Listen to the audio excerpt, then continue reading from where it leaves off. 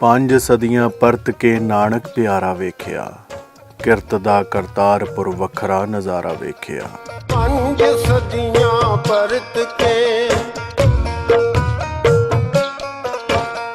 ਪੰਜ ਸਦੀਆਂ ਪਰਤ ਕੇ ਨਾਨਕ ਪਿਆਰਾ ਵੇਖਿਆ, ਕਿਰਤ ਦਾ ਕਰਤਾਰਪੁਰ ਵੱਖਰਾ ਨਜ਼ਾਰਾ ਵੇਖਿਆ। ਇਹ ਕਵਿਤਾ ਗੁਰਭਜਨ ਗਿੱਲ ਸਾਹਿਬ ਦੀ ਆ। ਗੁਰਭਜਨ ਗਿੱਲ ਆਪਣੇ ਨਿੱਕੇ ਹੁੰਦਿਆਂ ਦੀਆਂ ਯਾਦਾਂ ਬਾਰੇ ਬੋਲਦਿਆਂ ਕਹਿੰਦੇ ਨੇ ਕਿ ਉਹਨਾਂ ਦਾ ਪਿੰਡ ਡੇਰਾ ਬਾਬਾ ਨਾਨਕ ਦੇ ਨੇੜੇ ਸੀ। ਗੁਰਦੁਆਰਾ ਕਰਤਾਰਪੁਰ ਸਾਹਿਬ ਨੂੰ ਨਿੱਕੇ ਹੁੰਦਿਆਂ ਤੋਂ ਵੱਧਦੀ ਉਮਰ ਦੇ ਨਾਲ ਵੇਖਦੇ ਰਹੇ ਹਾਂ। ਗੁਰਭਜਨ ਗਿੱਲ ਜੋ ਕਹਿੰਦੇ ਨੇ ਉਹ ਪੰਜਾਬ ਦੇ ਕਿੰਨੇ ਹੀ ਬੰਦਿਆਂ ਦੀ ਜ਼ੁਬਾਨੀ ਗੱਲ ਹੋਵੇਗੀ। ਸਰਹੱਦਾਂ ਬਣ ਗਈਆਂ, ਵੰਡ ਹੋ ਗਈ, ਪਰ ਖਿਆਲ ਕਦੀ ਵੰਡੇ ਨਹੀਂ ਗਏ। ਨਫ਼ਰਤਾਂ ਅਤੇ ਅਜਬ ਖਿੱਚੋਤਾਣ ਦੇ ਵਿਚਕਾਰ ਸਰਹੱਦ ਦੇ ਆਰ-ਪਾਰ ਲੋਕਾਂ ਦੀਆਂ ਭੱਜੀਆਂ ਬਾਹਾਂ ਇੱਕ ਦੂਜੇ ਨੂੰ ਜੱਫੀ ਪਾਉਣ ਨੂੰ ਵਾਰ-ਵਾਰ ਤਿਆਰ ਖੜੀਆਂ ਰਹੀਆਂ ਹਨ ਸਦਾ। ਇਹ ਮੁਹੱਬਤ ਦਾ ਉਹ ਦੌਰ ਹੈ ਜਿਸ ਦੌਰ ਦੇ ਅੰਦਰ ਉਮੀਦ ਹੈ। 9 ਨਵੰਬਰ 2019 ਨੂੰ ਕਰਤਾਰਪੁਰ ਸਾਹਿਬ ਦਾ ਲਾਂਘਾ ਖੁੱਲ੍ਹਿਆ ਤਾਂ ਉਸ ਸਾਲ ਬਰਲਿਨ ਦੀ ਕੰਧ ਢਹਿਣ ਦੀ 32ਵੀਂ ਵਰ੍ਹੇਗੰਢ ਸੀ। 9 ਨਵੰਬਰ 1999 ਨੂੰ ਬਰਲਿਨ ਦੀ ਕੰਧ ਲੋਕਾਂ ਨੇ ਢਾਹ ਦਿੱਤੀ।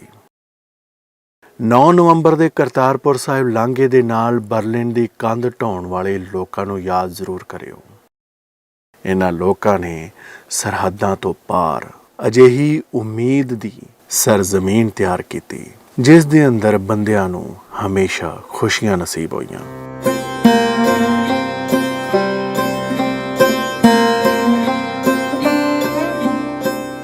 ਇਹੋ ਕਰਤਾਰਪੁਰ ਸਾਹਿਬ ਹੈ, ਇਹੋ ਕਰਤਾਰਪੁਰ ਸਾਹਿਬ ਦੀ ਬਰਕਤ ਹੈ, ਇਹੋ ਕਰਤਾਰਪੁਰ ਸਾਹਿਬ ਦਾ ਫਲਸਫਾ ਹੈ। ਮੁਹੱਬਤੀ ਸਾਂਝ ਦੇ ਇਸ ਪਿਛੋਕੜ ਵਰਤਮਾਨ ਅਤੇ ਭਵਿੱਖ ਦੀ ਪੂਰੀ ਪੁਣਛਾਣ ਕਰਦੇ ਹੋਏ ਕਰਤਾਰਪੁਰ ਸਾਹਿਬ ਲਾਂਘੇ ਬਾਰੇ ਅਤੇ ਗੁਰੂ ਨਾਨਕ ਪਾਤਸ਼ਾਹ ਦਾ ਕਰਤਾਰਪੁਰ ਸਾਹਿਬ ਸ਼ਹਿਰ ਨੂੰ ਵਸਾਉਣ ਦੀ ਪੂਰੀ ਰਵਾਇਤ ਬਾਰੇ ਸਾਡਾ ਸਭ ਦਾ ਜਾਣਨਾ ਜ਼ਰੂਰੀ ਹੈ। ਇਸ ਕਰਕੇ ਅੱਜ ਦਾ ਪੋਡਕਾਸਟ ਤੁਸੀਂ ਜਿਸ ਦੇ ਅੰਦਰ ਬੰਦਿਆਂ ਨੂੰ ਹਮੇਸ਼ਾ ਖੁਸ਼ੀਆਂ ਨਸੀਬ ਹੋਈਆਂ ਓਨੇ ਹੀ ਮੁਹੱਬਤ ਨਾਲ ਸੁਣਿਓ, ਕਿਉਂਕਿ ਇਹ ਸਾਡੀ ਸਾਰਿਆਂ ਦੀ ਸਾਂਝੀ ਗੱਲਬਾਤ ਹੈ। ਖੇਤਾਂ ਨੂੰ ਆਉਂਦਾ ਬੀਜਦਾ ਆਪੇ ਹੀ ਪਾਲਣਹਾਰ ਹੈ। 1947 ਵੰਡ ਤੋਂ ਪਹਿਲਾਂ ਵਿਸਾਖੀ ਦਾ ਮੇਲਾ ਕਰਤਾਰਪੁਰ ਸਾਹਿਬ, ਜਿੱਥੇ ਸ੍ਰੀ ਗੁਰੂ ਨਾਨਕ ਦੇਵ ਜੀ ਜੋਤੀ ਜੋਤ ਸਮਾਏ ਸਨ, ਉੱਥੇ 13 ਅਪ੍ਰੈਲ ਨੂੰ ਲੱਗਦਾ ਸੀ। ਇਸ ਤੋਂ ਅਗਲੇ ਦਿਨ 14 ਅਪ੍ਰੈਲ ਨੂੰ ਵਿਸਾਖੀ ਵਾਲਾ ਮੇਲਾ ਡੇਰਾ ਬਾਬਾ ਨਾਨਕ ਵਿਖੇ ਲੱਗਿਆ ਕਰਦਾ ਸੀ। ਡਾਕਟਰ ਸੁਹਿੰਦਰ ਸਿੰਘ ਵਣਜਾਰਾ ਬੇਦੀ ਦੇ ਪੰਜਾਬੀ ਲੋਕਧਾਰਾ ਵਿਸ਼ਵਕੋਸ਼ ਮੁਤਾਬਕ ਸਿੱਖਾਂ ਦਾ ਇੱਕ ਇਤਿਹਾਸਕ ਨਗਰ ਜੋ ਤਹਿਸੀਲ ਸ਼ਕਰਗੜ੍ਹ ਪਾਕਿਸਤਾਨੀ ਪੰਜਾਬ ਵਿੱਚ ਸਰਹੱਦ ਦੇ ਨੇੜੇ ਸਥਿਤ ਹੈ, ਇਸ ਨਗਰ ਨੂੰ ਗੁਰੂ ਨਾਨਕ ਦੇਵ ਜੀ ਨੇ ਰਾਵੀ ਦਰਿਆ ਦੇ ਪਾਰਲੇ ਕੰਢੇ 1504 ਈਸਵੀ ਵਿੱਚ ਵਸਾਇਆ ਸੀ।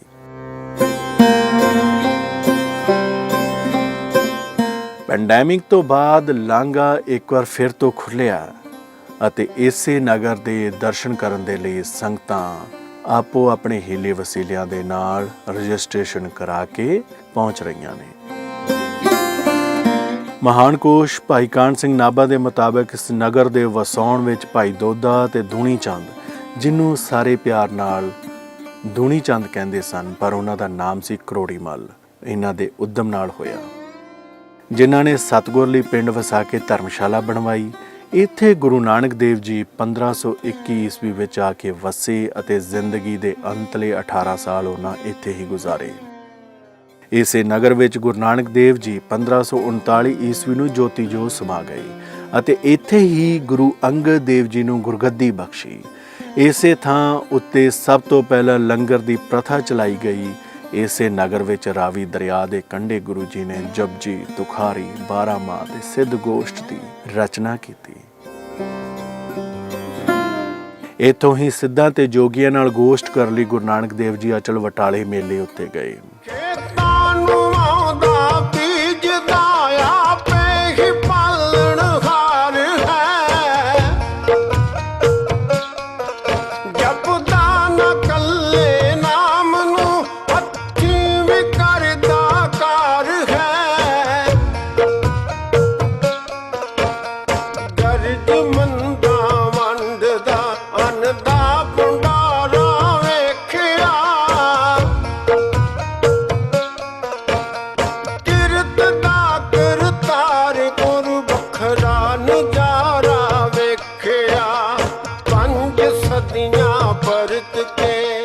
ਕਰਤਾਰਪੁਰ ਸਾਹਿਬ ਅਤੇ ਡੇਰਾ ਬਾਬਾ ਨਾਨਕ ਬਾਰੇ ਵੱਖ-ਵੱਖ ਜਨਮ ਸਾਖੀਆਂ ਦੇ ਅੰਦਰ ਕਿਸ ਤਰ੍ਹਾਂ ਦੇ ਹਵਾਲੇ ਹੈ, ਉਸ ਦਾ ਵਿਸਥਾਰ ਵੀ ਬਹੁਤ ਦਿਲਚਸਪ ਹੈ। ਪੁਰਾਤਨ ਜਨਮ ਸਾਖੀਆਂ, ਮਹਾਨ ਕੋਸ਼ ਜਾਂ ਹੋਰ ਹਵਾਲਿਆਂ ਦੇ ਵਿੱਚ ਕਰਤਾਰਪੁਰ ਸਾਹਿਬ ਬਾਰੇ ਵੱਖ-ਵੱਖ ਹਵਾਲੇ ਨੇ, ਪਰ ਭਾਈ ਸਾਹਿਬ ਭਾਈ ਵੀਰ ਸਿੰਘ ਸ੍ਰੀ ਗੁਰੂ ਨਾਨਕ ਚਮਤਕਾਰ ਵਿੱਚ ਕਰਤਾਰਪੁਰ ਸਾਹਿਬ ਬਾਰੇ ਜਨਮ ਸਾਖੀਆਂ ਦੇ ਹਵਾਲੇ ਤੋਂ ਬਹੁਤ ਸਾਰੇ ਖੂਬਸੂਰਤ ਬਿਰਤਾਂਤ ਪੇਸ਼ ਕਰਦੇ ਨੇ।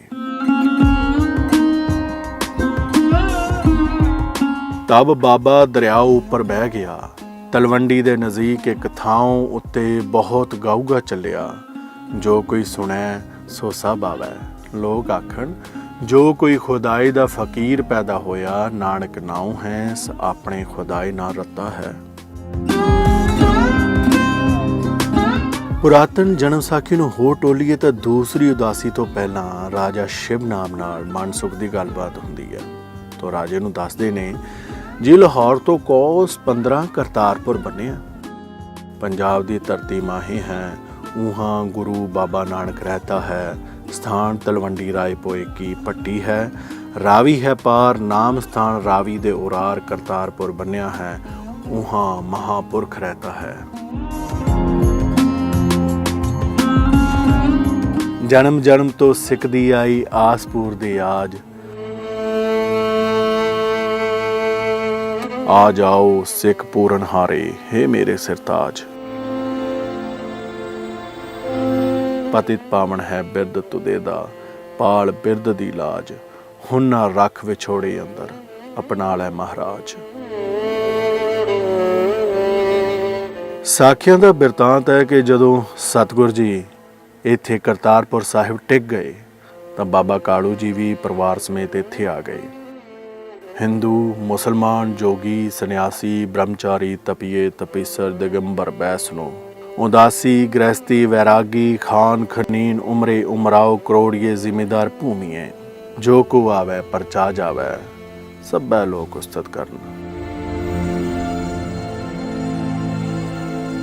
ਭਾਈ ਗੁਰਦਾਸ ਤੋਂ ਲੈ ਕੇ ਵੱਖ-ਵੱਖ ਹਵਾਲਿਆਂ ਦੇ ਅੰਦਰ ਇਹ ਸਾਫ਼ ਹੈ ਕਿ ਕਰਤਾਰਪੁਰ ਸਾਹਿਬ ਵਿੱਚ ਸਿੱਖੀ ਦੀ ਇੱਕ ਵੱਡੀ ਟਕਸਾਲ ਬਣੀ। ਇੱਥੇ ਬਾਬਾ ਬੁੱਢਾ, ਭਾਈ ਮਰਦਾਨਾ, ਭਾਈ ਅਜਿੱਤਾ, ਭਗੀਰਥ ਸ਼ਾਮਲ ਹੋਏ।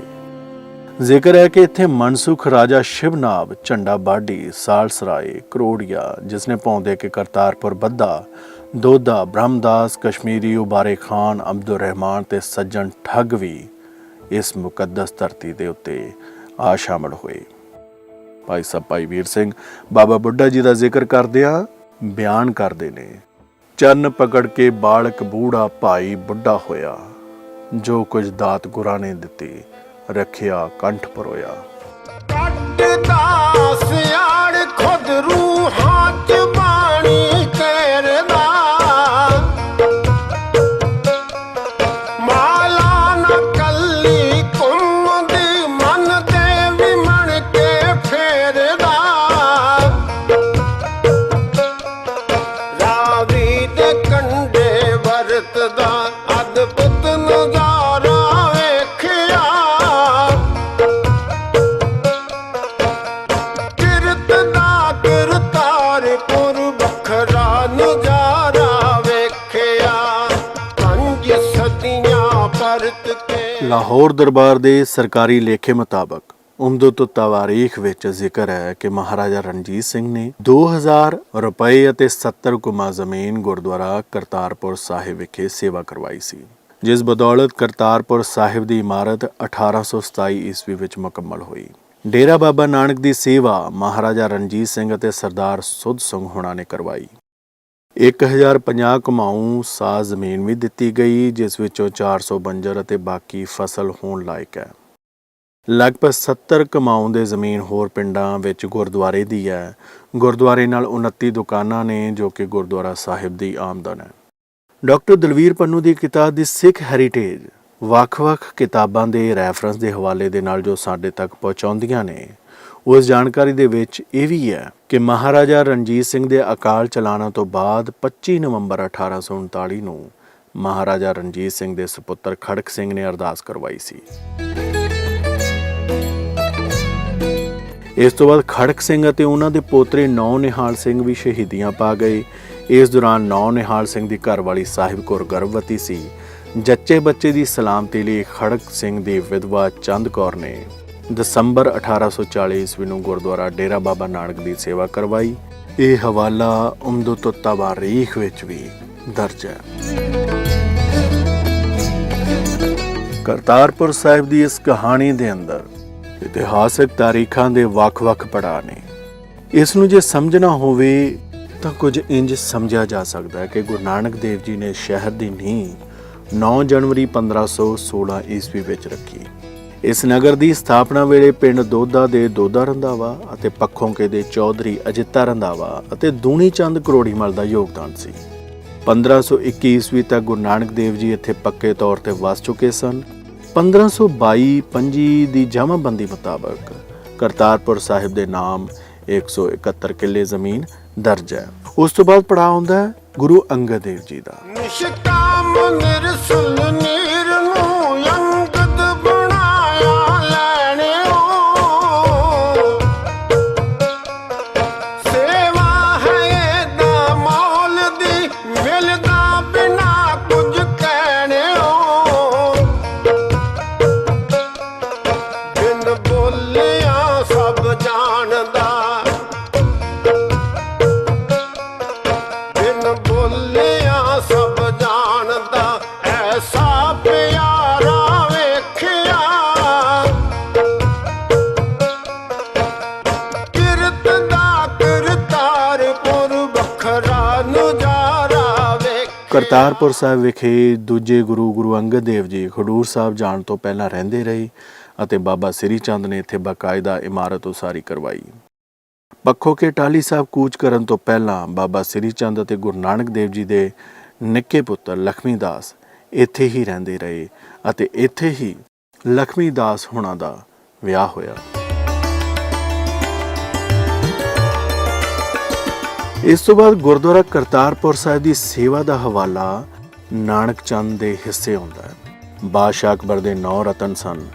9 ਰਤਨਾਂ ਵਿੱਚੋਂ ਦੀਵਾਨ ਟੋਡਰਮਲ ਲਾਲਾ ਨਾਨਕ ਚੰਦ ਦੀਵਾਨ ਟੋਡਰਮਲ ਦੇ ਪੋਤਰੇ ਸਨ। ਅਕਬਰ ਦੇ ਦੌਰ ਅੰਦਰ ਹੈਦਰਾਬਾਦ ਸਟੇਟ ਦਾ ਪ੍ਰਧਾਨ ਮੰਤਰੀ ਲਾਲਾ ਚੂਨੀ ਲਾਲ ਲਾਲਾ ਨਾਨਕ ਚੰਦ ਦਾ ਭਤੀਜਾ ਸੀ। ਮੁਗਲ ਹਕੂਮਤ ਦੌਰਾਨ ਲਾਲਾ ਚੂਨੀ ਲਾਲ ਨੇ ਗੁਰਦੁਆਰਾ ਕਰਤਾਰਪੁਰ ਸਾਹਿਬ ਦੇ ਲਈ ਸਾਰੀ ਸਹਾਇਤਾ ਮੁਹੱਈਆ ਕਰਵਾਈ ਅਤੇ ਲਾਲਾ ਨਾਨਕ ਚੰਦ ਦੀ ਦੇਖ-ਰੇਖ ਵਿੱਚ ਇਮਾਰਤ ਸਾਜ਼ੀ ਹੋਈ। ਇੰਜ ਦੀ ਹੀ ਸੇਵਾ ਉਹਨਾਂ ਨੇ ਡੇਰਾ ਬਾਬਾ ਨਾਨਕ ਵਿਖੇ ਵੀ ਕਰਵਾਈ। ਇਸ ਤੋਂ ਬਾਅਦ ਮਹਾਰਾਜਾ ਰਣਜੀਤ ਸਿੰਘ ਦੇ ਸੇਵਾਦਾਰ ਰਾਜਾ ਸੁੱਧ ਸਿੰਘ ਨੇ ਕਰਤਾਰਪੁਰ ਸਾਹਿਬ ਦੀ ਸੇਵਾ ਕਰਵਾਈ। ਲਾਲਾ ਸ਼ਾਮਦਾਸ ਨੇ 1911 ਈਸਵੀ ਨੂੰ ਗੁਰਦੁਆਰਾ ਕਰਤਾਰਪੁਰ ਸਾਹਿਬ ਦੀ ਇਮਾਰਤ ਦੀ ਮੁਰੰਮਤ ਕਰਵਾਈ ਸੀ।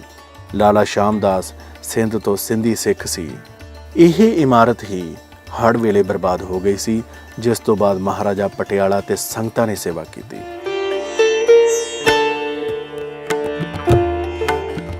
20ਵੀਂ ਸਦੀ ਦੇ ਦੂਜੇ ਦਹਾਕੇ ਵਿੱਚ ਰਾਵੀ ਦਰਿਆ ਵਿੱਚ ਆਏ ਭਾਰੀ ਹੜ੍ਹ ਨੇ ਕਰਤਾਰਪੁਰ ਸਾਹਿਬ ਦੀ ਇਮਾਰਤ ਨੂੰ ਵੱਡਾ ਨੁਕਸਾਨ ਪਹੁੰਚਾਇਆ। ਇਸ ਤੋਂ ਬਾਅਦ ਮਹਾਰਾਜਾ ਪਟਿਆਲਾ ਭੁਪਿੰਦਰ ਸਿੰਘ ਨੇ 1925 ਵਿੱਚ ਗੁਰਦੁਆਰਾ ਕਰਤਾਰਪੁਰ ਸਾਹਿਬ ਦੀ ਸੇਵਾ ਕਰਵਾਈ। ਇਸ ਸੇਵਾ ਦੌਰਾਨ 1,35,600 ਰੁਪਏ ਦੀ ਰਾਸ਼ੀ ਇਕੱਠੀ ਕੀਤੀ ਗਈ ਅਤੇ ਬਾਕਾਇਦਾ ਸੰਗਤਾਂ ਦੇ ਨਾਲ ਕਾਰ ਸੇਵਾ ਵਿੱਢੀ ਗਈ। ਕਰਤਾਰਪੁਰ ਸਾਹਿਬ ਦੇ ਲਾਂਘੇ ਦੇ ਕ੍ਰੈਡਿਟ ਲੈਣ ਦੀ ਜੰਗ ਜਾਰੀ ਹੈ। ਕੇਂਦਰ ਸਰਕਾਰ ਕਹਿੰਦੀ ਹੈ ਕਿ ਉਹਨਾਂ ਦੇ ਹਮਲੇ ਨਾਲ ਹੋਇਆ। ਕੈਪਟਨ ਅਮਰਿੰਦਰ ਸਿੰਘ ਕਹਿੰਦੇ ਹੈ ਕਿ ਉਹਨਾਂ ਨੇ ਬੇਨਤੀ ਕੀਤੀ। ਅਕਾਲੀ ਦਲ ਦਾ ਆਪਣਾ ਦਾਅਵਾ ਹੈ, ਕਾਂਗਰਸ ਦਾ ਆਪਣਾ ਦਾਅਵਾ ਹੈ। ਮੁੱਖ ਮੰਤਰੀ ਸਰਦਾਰ ਚਰਨਜੀਤ ਸਿੰਘ ਚੰਨੀ ਕਹਿੰਦੇ ਨੇ ਕਿ ਇਸ ਮਾਮਲੇ ਦੇ ਅੰਦਰ ਉਹਨਾਂ ਨੇ ਕੇਂਦਰ ਸਰਕਾਰ ਨਾਲ ਬਾਕਾਇਦਾ ਬੈਠਕ ਵੀ ਕੀਤੀ। ਪਰ ਅਖੀਰ ਤੇ ਅਸੀਂ ਇਹ ਸਮਝ ਸਕਦੇ ਹਾਂ ਕਿ ਇਸ ਦੇ ਵਿੱਚ ਸਭ ਦਾ ਯੋਗਦਾਨ ਹੈ ਅਤੇ ਇਸ ਦੇ ਵਿੱਚ ਉਹਨਾਂ ਦਾ ਯੋਗਦਾਨ ਸਭ ਤੋਂ ਵੱਧ ਹੈ ਜਿਨ੍ਹਾਂ ਨੇ ਲਗਾਤਾਰ ਸ਼ੁਰੂਆਤ ਦੇ ਵਿੱਚ ਅਰਦਾਸਾਂ ਕੀਤੀਆਂ ਅਤੇ ਅਰਦਾਸਾਂ ਨੂੰ ਬੂਰ ਪਿਆ। ਕਰਤਾਰਪੁਰ ਸਾਹਿਬ ਦੇ ਤਾਰੀਖ ਦਰ ਤਾਰੀਖ ਇਸ ਯੋਗਦਾਨ ਨੂੰ, ਇਸ ਦੀ ਪੂਰੀ ਦਾਸਤਾਨ ਨੂੰ ਸੁਣਨਾ ਬਹੁਤ ਜ਼ਰੂਰੀ ਹੈ। ਕਰਤਾਰਪੁਰ ਸਾਡੇ ਪੰਜਾਬੀਆਂ ਲਈ ਕਿੰਨਾ ਕੁ ਅਹਿਮ ਹੈ। ਸਾਡੀ ਰੂਹਾਨੀ, ਸਿਆਸੀ ਤੇ ਆਰਥਿਕ ਜ਼ਿੰਦਗੀ ਵਿੱਚ ਕਰਤਾਰਪੁਰ ਕੀ ਯੋਗ ਪਾ ਸਕਦਾ ਹੈ? ਮੇਰਾ ਖਿਆਲ ਹੈ ਅਹਿਮ ਸਵਾਲ ਨੇ। ਪਰ ਇਸ ਤੋਂ ਪਹਿਲਾਂ ਮੈਂ ਇੱਕ ਸਾਂਝੀ ਪੀੜ ਦੀ ਗੱਲ ਕਰਾਂ ਕਿ ਉਂਝ ਪੀੜਾਂ ਨੂੰ ਹੰਡਾਉਣ ਮਗਰੋਂ ਹੀ ਕਿਸੇ ਮੰਜ਼ਿਲ 'ਤੇ ਅੱਪੜਨ ਦਾ ਅਸਲ ਮੁੱਲ ਸਮਝ ਹੀ ਆਉਂਦਾ ਹੈ। 47 ਵਿੱਚ ਜਦੋਂ ਵੰਡ ਹੋਈ ਤਾਂ 2 ਰਾਜ ਹੀ ਵੰਡੇ ਗਏ। ਇੱਕ ਸੀ ਬੰਗਾਲ ਤੇ ਦੂਜਾ ਸਾਡਾ ਪੰਜਾਬ। ਇਹਨਾਂ ਦੋਨਾਂ ਰਾਜਾਂ ਦੀ ਇਕੋਨਮੀ ਵੀ ਬਰਬਾਦ ਹੋਈ। ਉਸ ਦੇ ਨਾਲ ਲੱਖਾਂ ਮਾਸੂਮ ਨਿਰਦੋਸ਼ ਇਨਸਾਨ ਮਾਰੇ ਗਏ। ਪੰਜਾਬ ਵਿੱਚ ਮੁਸਲਮਾਨ, ਹਿੰਦੂ, ਕ੍ਰਿਸਚਨ ਤੇ ਸਿੱਖ ਰਹਿੰਦੇ ਸੀ। ਸਿੱਖਾਂ ਲਈ ਪੰਜਾਬ ਹਰ ਪੱਧਰ ਤੇ ਅਹਿਮ ਰਿਹਾ ਹੈ। ਸਿੱਖਾਂ ਦਾ ਪੰਜਾਬ ਨਾਲ ਰੋਟੀ, ਰੂਹ, ਕਲਬ ਦਾ ਰਿਸ਼ਤਾ ਹੈ। ਕਿਉਂਕਿ ਬਾਬਾ ਗੁਰੂ ਨਾਨਕ ਦੀ ਧਰਤੀ ਪੰਜਾਬ ਹੈ ਤੇ ਇੰਜ ਪੰਜਾਬ ਅਸਲ ਵਿੱਚ ਸਿੱਖਾਂ ਦਾ ਸੈਂਟਰ ਪੁਆਇੰਟ ਹੈ। ਪਰ ਸਿੱਖਾਂ ਨੂੰ ਮਜਬੂਰ ਕਰਕੇ ਜਾਂ ਸਿੱਖਾਂ ਨੂੰ ਕੁਰਬਾਨੀ ਲਈ ਤਿਆਰ ਕਰਕੇ ਲਹਿੰਦੇ ਪੰਜਾਬ ਤੋਂ ਦੂਰ ਕੀਤਾ ਗਿਆ। ਸਿੱਖ ਲਹਿੰਦਾ ਪੰਜਾਬ ਜਿੱਥੇ ਉਹਨਾਂ ਦੇ ਧਰਮ ਦੀ ਨੀਂਹ ਰੱਖੀ ਗਈ ਸੀ, ਉਹਨੂੰ ਛੱਡ ਕੇ ਚੜ੍ਹਦੇ ਪੰਜਾਬ ਵੱਲ ਟੁਰ ਗਏ। 47 ਮਗਰੋਂ ਪੰਜਾਬ ਦੇ ਵਿਚਕਾਰ ਲਕੀਰ ਤਾਂ ਪੈ ਗਈ, ਪਰ ਦਿਲਾਂ ਵਿੱਚ ਤਰੇੜ ਨਹੀਂ ਆਈ। ਦਿਲਾਂ ਵਿੱਚ ਇੱਕ ਦੂਜੇ ਲਈ ਗੂੜੇ ਰਿਸ਼ਤੇ ਹਮੇਸ਼ ਕਾਇਮ ਰਹੇ। ਮੁਹੱਬਤ ਦੀ ਲੋ ਜਗਦੀ ਰਹੀ। ਅਸਲ ਵਿੱਚ 47 ਮਗਰੋਂ ਆਪਸ ਦੀ ਦੂਰੀ ਕਾਰਨ ਇੱਕ ਖ਼ਾਬ ਨੇ ਪੰਜਾਬੀਆਂ ਦੀਆਂ ਅੱਖਾਂ ਵਿੱਚ ਪੱਕਾ ਡੇਰਾ ਜਮਾ ਲਿਆ ਕਿ ਕਦੀ ਕੋਈ ਰਾਹ ਬਣੇ, ਕੋਈ ਆਣ ਜਾਣ ਸੌਖਾ ਹੋਵੇ। ਤੇ ਇਸ ਖ਼ਾਬ ਨੇ ਹਕੀਕਤ ਦਾ ਰੂਪ ਉਸ ਵੇਲੇ ਧਾਰਿਆ ਜਦੋਂ ਕਰਤਾਰਪੁਰ ਲਾਂਘਾ ਖੋਲ੍ਹ ਦਿੱਤਾ ਗਿਆ। ਦੂਜੇ ਪੰਜਾਬੀਆਂ ਦੀ ਤਰ੍ਹਾਂ ਮੈਨੂੰ ਵੀ ਕਰਤਾਰਪੁਰ ਲਾਂਘਾ ਖੁੱਲ੍ਹਣ ਦਾ ਬੜਾ ਚਾਅ ਸੀ, ਬੜੀ ਖੁਸ਼ੀ ਸੀ ਤੇ ਮੈਂ ਵੀ ਉਸ ਦਿਹਾੜੇ ਕਰਤਾਰਪੁਰ ਅੱਪੜ ਗਈ। ਆਪਣੇ ਜਜ਼ਬੇ ਦਾ ਇਜ਼ਹਾਰ ਇੱਕ ਕਵਿਤਾ ਰਾਹੀਂ ਕੀਤਾ। ਉਹ ਇੱਕ ਯਾਦਗਾਰ ਦਿਹਾੜਾ ਸੀ ਜਦੋਂ ਕਰਤਾਰਪੁਰ ਦੋਵਾਂ ਪੰਜਾਬਾਂ ਦੇ ਪੰਜਾਬੀ ਇਕੱਠੇ ਹੋਏ। ਉਹਨਾਂ ਨੇ ਗਲਵਕੜੀ ਪਾਈ। ਇੱਕ ਆਸ ਤੇ ਉਮੀਦ ਦਾ ਚਿਰਾਗ ਰੋਸ਼ਨ ਹੋ ਗਿਆ ਕਿ ਹੁਣ ਮਾੜੇ ਦਿਨ ਫਿਰ ਜਾਣਗੇ। ਮੇਰੇ ਵਿਚਾਰ ਅਨੁਸਾਰ ਕਰਤਾਰਪੁਰ 3 ਪੱਧਰ ਤੇ ਬਹੁਤ ਅਹਿਮ ਹੈ। ਕਰਤਾਰਪੁਰ ਇੱਕ ਰੂਹਾਨੀ ਥਾਂ ਹੈ। ਬਾਬਾ ਗੁਰੂ ਨਾਨਕ ਦੀ ਹਯਾਤੀ ਦੇ ਆਖਰੀ 18 ਸਾਲਾਂ ਦੀ ਗਵਾਹੀ ਭਰਦੀ ਧਰਤੀ ਹੈ ਕਰਤਾਰਪੁਰ। ਇੰਜ ਸਿੱਖਾਂ ਤੇ ਪੰਜਾਬੀਆਂ ਲਈ ਕਰਤਾਰਪੁਰ ਰੂਹਾਨੀ ਸਾਂਝ ਦਾ ਕਾਰਨ ਹੈ। ਦੂਜਾ, ਕਰਤਾਰਪੁਰ ਸਿਆਸੀ ਪੱਧਰ ਤੇ ਅਮਨ ਬਣਾਉਣ ਲਈ ਇੱਕ ਅਜਿਹਾ ਬਹਾਨਾ ਹੈ ਕਿ ਇਸ ਰੀਜਨ ਦਾ ਅਮਨ ਹਮੇਸ਼ ਲਈ ਬਣ ਸਕਦਾ ਹੈ। ਇੰਡੀਆ ਤੇ ਪਾਕਿਸਤਾਨ ਵਿਚਕਾਰ ਕਰਤਾਰਪੁਰ ਅਮਨ ਦਾ ਦਰਵਾਜ਼ਾ ਹੈ। ਹੁਣ ਜੇ ਦੋਵਾਂ ਪਾਸਿਆਂ ਦੇ ਪੋਲੀਟੀਸ਼ੀਅਨਸ ਚਾਹਣ ਤੇ ਜੇ ਸਾਡੇ ਸਾਰੇ ਪੰਜਾਬੀ ਹੰਗੂਰਾ ਭਰਨ ਤੇ ਕਰਤਾਰਪੁਰ ਰਾਹੀਂ ਅਮਨ ਬਣਾਇਆ ਜਾ ਸਕਦਾ ਹੈ। ਇਹਨਾਂ ਦੋਵਾਂ ਫਾਇਦਿਆਂ ਤੋਂ ਵੱਧ ਖੁਸ਼ਹਾਲ ਪੰਜਾਬ ਦਾ ਸੁਪਨਾ ਪੂਰਾ ਹੋ ਸਕਦਾ ਹੈ ਜੇ ਅਸੀਂ ਕਰਤਾਰਪੁਰ ਕੋਰੀਡੋਰ ਨੂੰ ਇਕਨੋਮਿਕ ਕੋਰੀਡੋਰ ਵਿੱਚ ਬਦਲ ਦਈਏ ਤੇ ਦੋਵਾਂ ਪੰਜਾਬਾਂ ਦੀ ਖੁਸ਼ਹਾਲੀ ਫਿਰ ਪੱਕੀ ਹੈ। ਕੋਈ ਤਰੱਕੀ ਨੂੰ ਡੱਕ ਨਹੀਂ ਸਕਦਾ ਤੇ ਮੇਰਾ ਖਿਆਲ ਹੈ ਕਿ ਕਰਤਾਰਪੁਰ ਸਾਡੇ ਲਈ ਅਮਨ, ਖੁਸ਼ਹਾਲੀ ਤੇ ਸਾਂਝ ਦਾ ਇੱਕ ਨਿਸ਼ਾਨ ਹੈ। ਮੁਲਕਾਂ ਦੀ ਤਕਸੀਮ 'ਚ ਜਿਹੜੀ ਧਰਤੀ ਬਣੀ, ਉਸ 'ਤੇ ਰਹਿਣ ਵਾਲੇ ਬੰਦੇ ਉਜਾੜੇ ਤੋਂ ਬਾਅਦ ਇਹੋ ਤਾਂ ਹੋ ਗਏ ਆਜ਼ਾਦ ਕੈਦੀ। ਅਫਜ਼ਲ ਸਾਹਿਰ ਵਰਗੇ ਸ਼ਾਇਰ ਹੁਸ਼ਿਆਰਪੁਰ ਦੀਆਂ ਗੱਲਾਂ ਬੜੇ ਚਾਅ ਨਾਲ ਸੁਣਾਉਂਦੇ ਨੇ। ਉਹ ਕਹਿੰਦੇ ਨੇ ਕਿ ਮੇਰੇ ਚੇਤਿਆਂ 'ਚੋਂ ਧਰਤੀ ਉਕਰੀ ਪਈ ਹੈ ਜਿਹੜੀ ਮੇਰੇ ਦਾਦੇ ਦੀ ਜਨਮ ਭੂਮੀ ਸੀ। ਉਦਾਹਰਨ ਦੇ ਤੌਰ 'ਤੇ ਮੇਰੇ ਪੁਰਖੇ ਵੀ ਲਾਇਲਪੁਰ ਤੋਂ ਆਏ। ਲਾਇਲਪੁਰ ਅੱਜ ਫੈਸਲਾਬਾਦ ਹੋ ਗਿਆ, ਇੰਜ ਹੀ ਜਿਵੇਂ ਇਲਾਹਾਬਾਦ ਪ੍ਰਯਾਗਰਾਜ ਹੋ ਰਿਹਾ। ਪਰ ਚੇਤਿਆਂ 'ਚ ਤਾਂ ਲਾਇਲਪੁਰ ਹੀ ਰਹੇਗਾ। ਮੇਰੇ ਪਾਪਾ ਜੀ ਆਖਰੀ ਸਾਹਾਂ ਨਾਲ ਉਹ ਇਸ ਦੁਨੀਆ ਤੋਂ ਵਿਦਾ ਹੋ ਗਏ, ਪਰ ਮੇਰੇ ਚੇਤਿਆਂ 'ਚ ਆਪਣਾ ਲਾਇਲਪੁਰ ਛੱਡ ਗਏ। ਮਿੱਟੀ ਦੇ ਇਸ ਮੋਹ ਨੂੰ ਨਾ ਜ਼ਹਿਨੀਅਤ ਅਲਵਿਦਾ ਕਹਿੰਦੀ ਹੈ ਅਤੇ ਨਾ ਪਾਕ ਮੁਹੱਬਤਾਂ ਦੇ ਫਲਸਫੇ ਇਹਦੀ ਆਗਿਆ ਦੇਣਗੇ।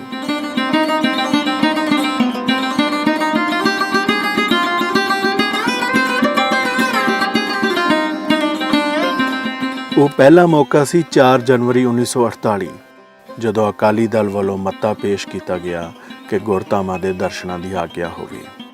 21 ਦਸੰਬਰ 1959 ਤੱਕ ਆਉਂਦੇ ਚੀਫ ਖਾਲਸਾ ਦੀਵਾਨ ਨੇ ਕਰਤਾਰਪੁਰ ਸਾਹਿਬ ਦੀ ਗੱਲ ਅੱਗੇ ਤੋਰੀ। ਫਿਰ ਅਕਾਲੀ ਆਗੂ ਕੁਲਦੀਪ ਸਿੰਘ ਵਡਾਲਾ ਨੇ ਹਰ ਮਹੀਨੇ ਡੇਰਾ ਬਾਬਾ ਨਾਨਕ ਤੋਂ ਅਰਦਾਸ ਕਰਨੀ ਸ਼ੁਰੂ ਕੀਤੀ ਅਤੇ ਇਸੇ ਦੀ ਬਦੌਲਤ 26-28 ਨਵੰਬਰ 2019 ਨੂੰ ਕਰਤਾਰਪੁਰ ਸਾਹਿਬ ਲਾਂਘੇ ਦੀ ਪਹਿਲੀ ਸਕੂਨ ਭਰੀ ਖਬਰ ਸਾਡੇ ਤੱਕ ਪਹੁੰਚੀ। ਤੁਹਾਡੇ ਯਾਦ ਹੋਵੇ ਕਿ ਉਸ ਸਮੇਂ ਭਾਰਤ ਦੇ ਪ੍ਰਧਾਨ ਮੰਤਰੀ ਨਰਿੰਦਰ ਮੋਦੀ ਨੇ ਇਹ ਕਿਹਾ ਸੀ ਕਿ ਕਿਹਨੇ ਸੋਚਿਆ ਸੀ ਕਿ ਬਰਲਿਨ ਦੀਆਂ ਕੰਧਾਂ ਢਹਿ ਸਕਦੀਆਂ ਨੇ। ਇਸ ਬਿਆਨ ਦੇ ਕੋਈ ਸਾਰਥਕ ਮਾਇਨੇ ਨੇ। ਬੇਸ਼ੱਕ ਡੇਰਾ ਬਾਬਾ ਨਾਨਕ 'ਚ ਸ਼ਰਧਾ ਦੇ ਪੰਡਾਲ 'ਚ ਸਿਆਸਤ ਦੀਆਂ ਨਾਲਾਇਕੀਆਂ ਦਾ ਜੰਮ ਕੇ ਮੁਜ਼ਾਹਰਾ ਹੋਇਆ, ਪਰ ਉਪ ਰਾਸ਼ਟਰਪਤੀ ਵੈਂਕਈਆ ਨਾਇਡੂ ਦੇ ਭਾਸ਼ਣ ਨੂੰ ਯਾਦ ਜ਼ਰੂਰ ਕਰਨਾ ਚਾਹੀਦਾ ਹੈ ਜਦੋਂ ਉਹਨਾਂ ਨੇ ਕਿਹਾ ਸੀ ਕਿ ਗੁਰੂ ਨਾਨਕ ਦੇਵ ਜੀ ਅਤੇ ਉਹਨਾਂ ਦੀ ਰੂਹਾਨੀਅਤ ਦਾ ਜੋ ਗੁਣਗਾਨ ਸੀ, ਮੁਹੱਬਤ ਦੇ ਸਿੰਜੇ ਸ਼ਬਦ ਤਾਂ ਇਹੋ ਯਾਦ ਰਹਿਣਗੇ। ਇਹਨੂੰ ਜ਼ਰਾ ਉਸਤਾਦ ਦਾਮਨ ਦੇ ਹਿਸਾਬ ਦੇ ਨਾਲ ਮਹਿਸੂਸ ਕਰਕੇ ਵੇਖੋ। ਇਹਨਾਂ ਆਜ਼ਾਦੀਆਂ ਹੱਥੋਂ ਬਰਬਾਦ ਹੋਣਾ, ਹੋਏ ਤੁਸੀਂ ਵੀ ਹੋ, ਹੋਏ ਅਸੀਂ ਵੀ ਹਾਂ, ਕੁਝ ਉਮੀਦ ਏ ਜ਼ਿੰਦਗੀ ਮਿਲ ਜਾਏਗੀ, ਮੋਏ ਤੁਸੀਂ ਵੀ ਹੋ ਮੋਏ ਅਸੀਂ ਵੀ ਹਾਂ। ਕਿ ਪੰਜਾਬ ਬਾਬਾ ਫਰੀਦ, ਗੁਰੂ ਨਾਨਕ ਵਾਰਿਸ ਅਤੇ ਬੁੱਲੇ ਦੀ ਸਾਂਝੀ ਧਰਤੀ ਹੈ। ਕਰਤਾਰਪੁਰ ਸਾਹਿਬ ਦਾ ਲਾਂਘਾ ਉਸ ਅਰਦਾਸ ਦਾ ਨਾਮ ਹੈ ਜਿਸ ਅਰਦਾਸ ਵਿੱਚ ਯਕੀਨ ਹੈ ਕਿ ਪੰਜਾਬ ਬਾਬਾ ਫਰੀਦ, ਗੁਰੂ ਨਾਨਕ ਵਾਰਿਸ ਤੇ ਬੁੱਲੇ ਦੀ ਸਾਂਝੀ ਧਰਤੀ ਹੈ। 5 ਸਦੀਆਂ ਬਾਅਦ ਅੱਜ ਰੱਖਦੇ ਹਾਂ ਤੇਰੇ ਨਾਮ ਨੂੰ, ਛੇੜਦਾ ਨਾ ਸੁਰ ਅਲਾਈ ਹੁਣ ਕੋਈ ਸੁਬਾ ਤੇ ਸ਼ਾਮ ਨੂੰ, ਸੁਰਤ ਦਾ ਤਾਈਓ ਹੀ ਤਾਂ ਪੈਂਦਾ ਖਲਾਰਾ ਵੇਖਿਆ, ਕਿਰਤ ਦਾ ਕਰਤਾਰਪੁਰ ਵੱਖਰਾ ਨਜ਼ਾਰਾ ਵੇਖਿਆ, 5 ਸਦੀਆਂ ਪਰਤ ਕੇ। ਇਸ ਤਾਰੀਖਦਾਰ ਤਾਰੀਖ ਵਿੱਚ ਜਿਨ੍ਹਾਂ ਦਾ ਯੋਗਦਾਨ ਹੈ ਉਹਨਾਂ ਦੇ ਬਾਰੇ ਸਭ ਦਾ ਜਾਣਨਾ ਬਹੁਤ ਜ਼ਰੂਰੀ ਹੈ। ਸਭ ਤੋਂ ਪਹਿਲਾਂ ਜ਼ਿਕਰ ਕਰਨਾ ਬਣਦਾ ਭੂਸ਼ਣ ਸਿੰਘ ਗੁਰਾਇਆ ਦਾ। 1994 ਵਿੱਚ ਪਾਕਿਸਤਾਨ ਗੁਰਧਾਮਾਂ ਦੇ ਦਰਸ਼ਨਾਂ ਨੂੰ ਜਾਣਾ ਹੋਇਆ। ਗੁਰਦੁਆਰਾ ਪੰਜਾ ਸਾਹਿਬ ਔਕਾਫ ਬੋਰਡ ਦੇ ਮੁਹੰਮਦ ਹਸਨ ਨਾਲ ਮੁਲਾਕਾਤ ਹੋਈ। ਭੂਸ਼ਣ ਸਿੰਘ ਮੁਤਾਬਕ ਇਹ ਪਹਿਲਾ ਮੌਕਾ ਸੀ ਜਦੋਂ ਉਹਨਾਂ ਨੂੰ ਕਰਤਾਰਪੁਰ ਸਾਹਿਬ ਦੇ ਰੱਖ ਰਖਾਅ ਬਾਰੇ ਕਿਹਾ ਗਿਆ। 1995 ਵਿੱਚ ਬਹੁਤ ਸ਼ਰਧਾ ਦੇ ਨਾਲ ਬੋਰਡ ਨੇ ਕਰਤਾਰਪੁਰ ਸਾਹਿਬ ਦੀ ਸੇਵਾ ਕਰਵਾਈ।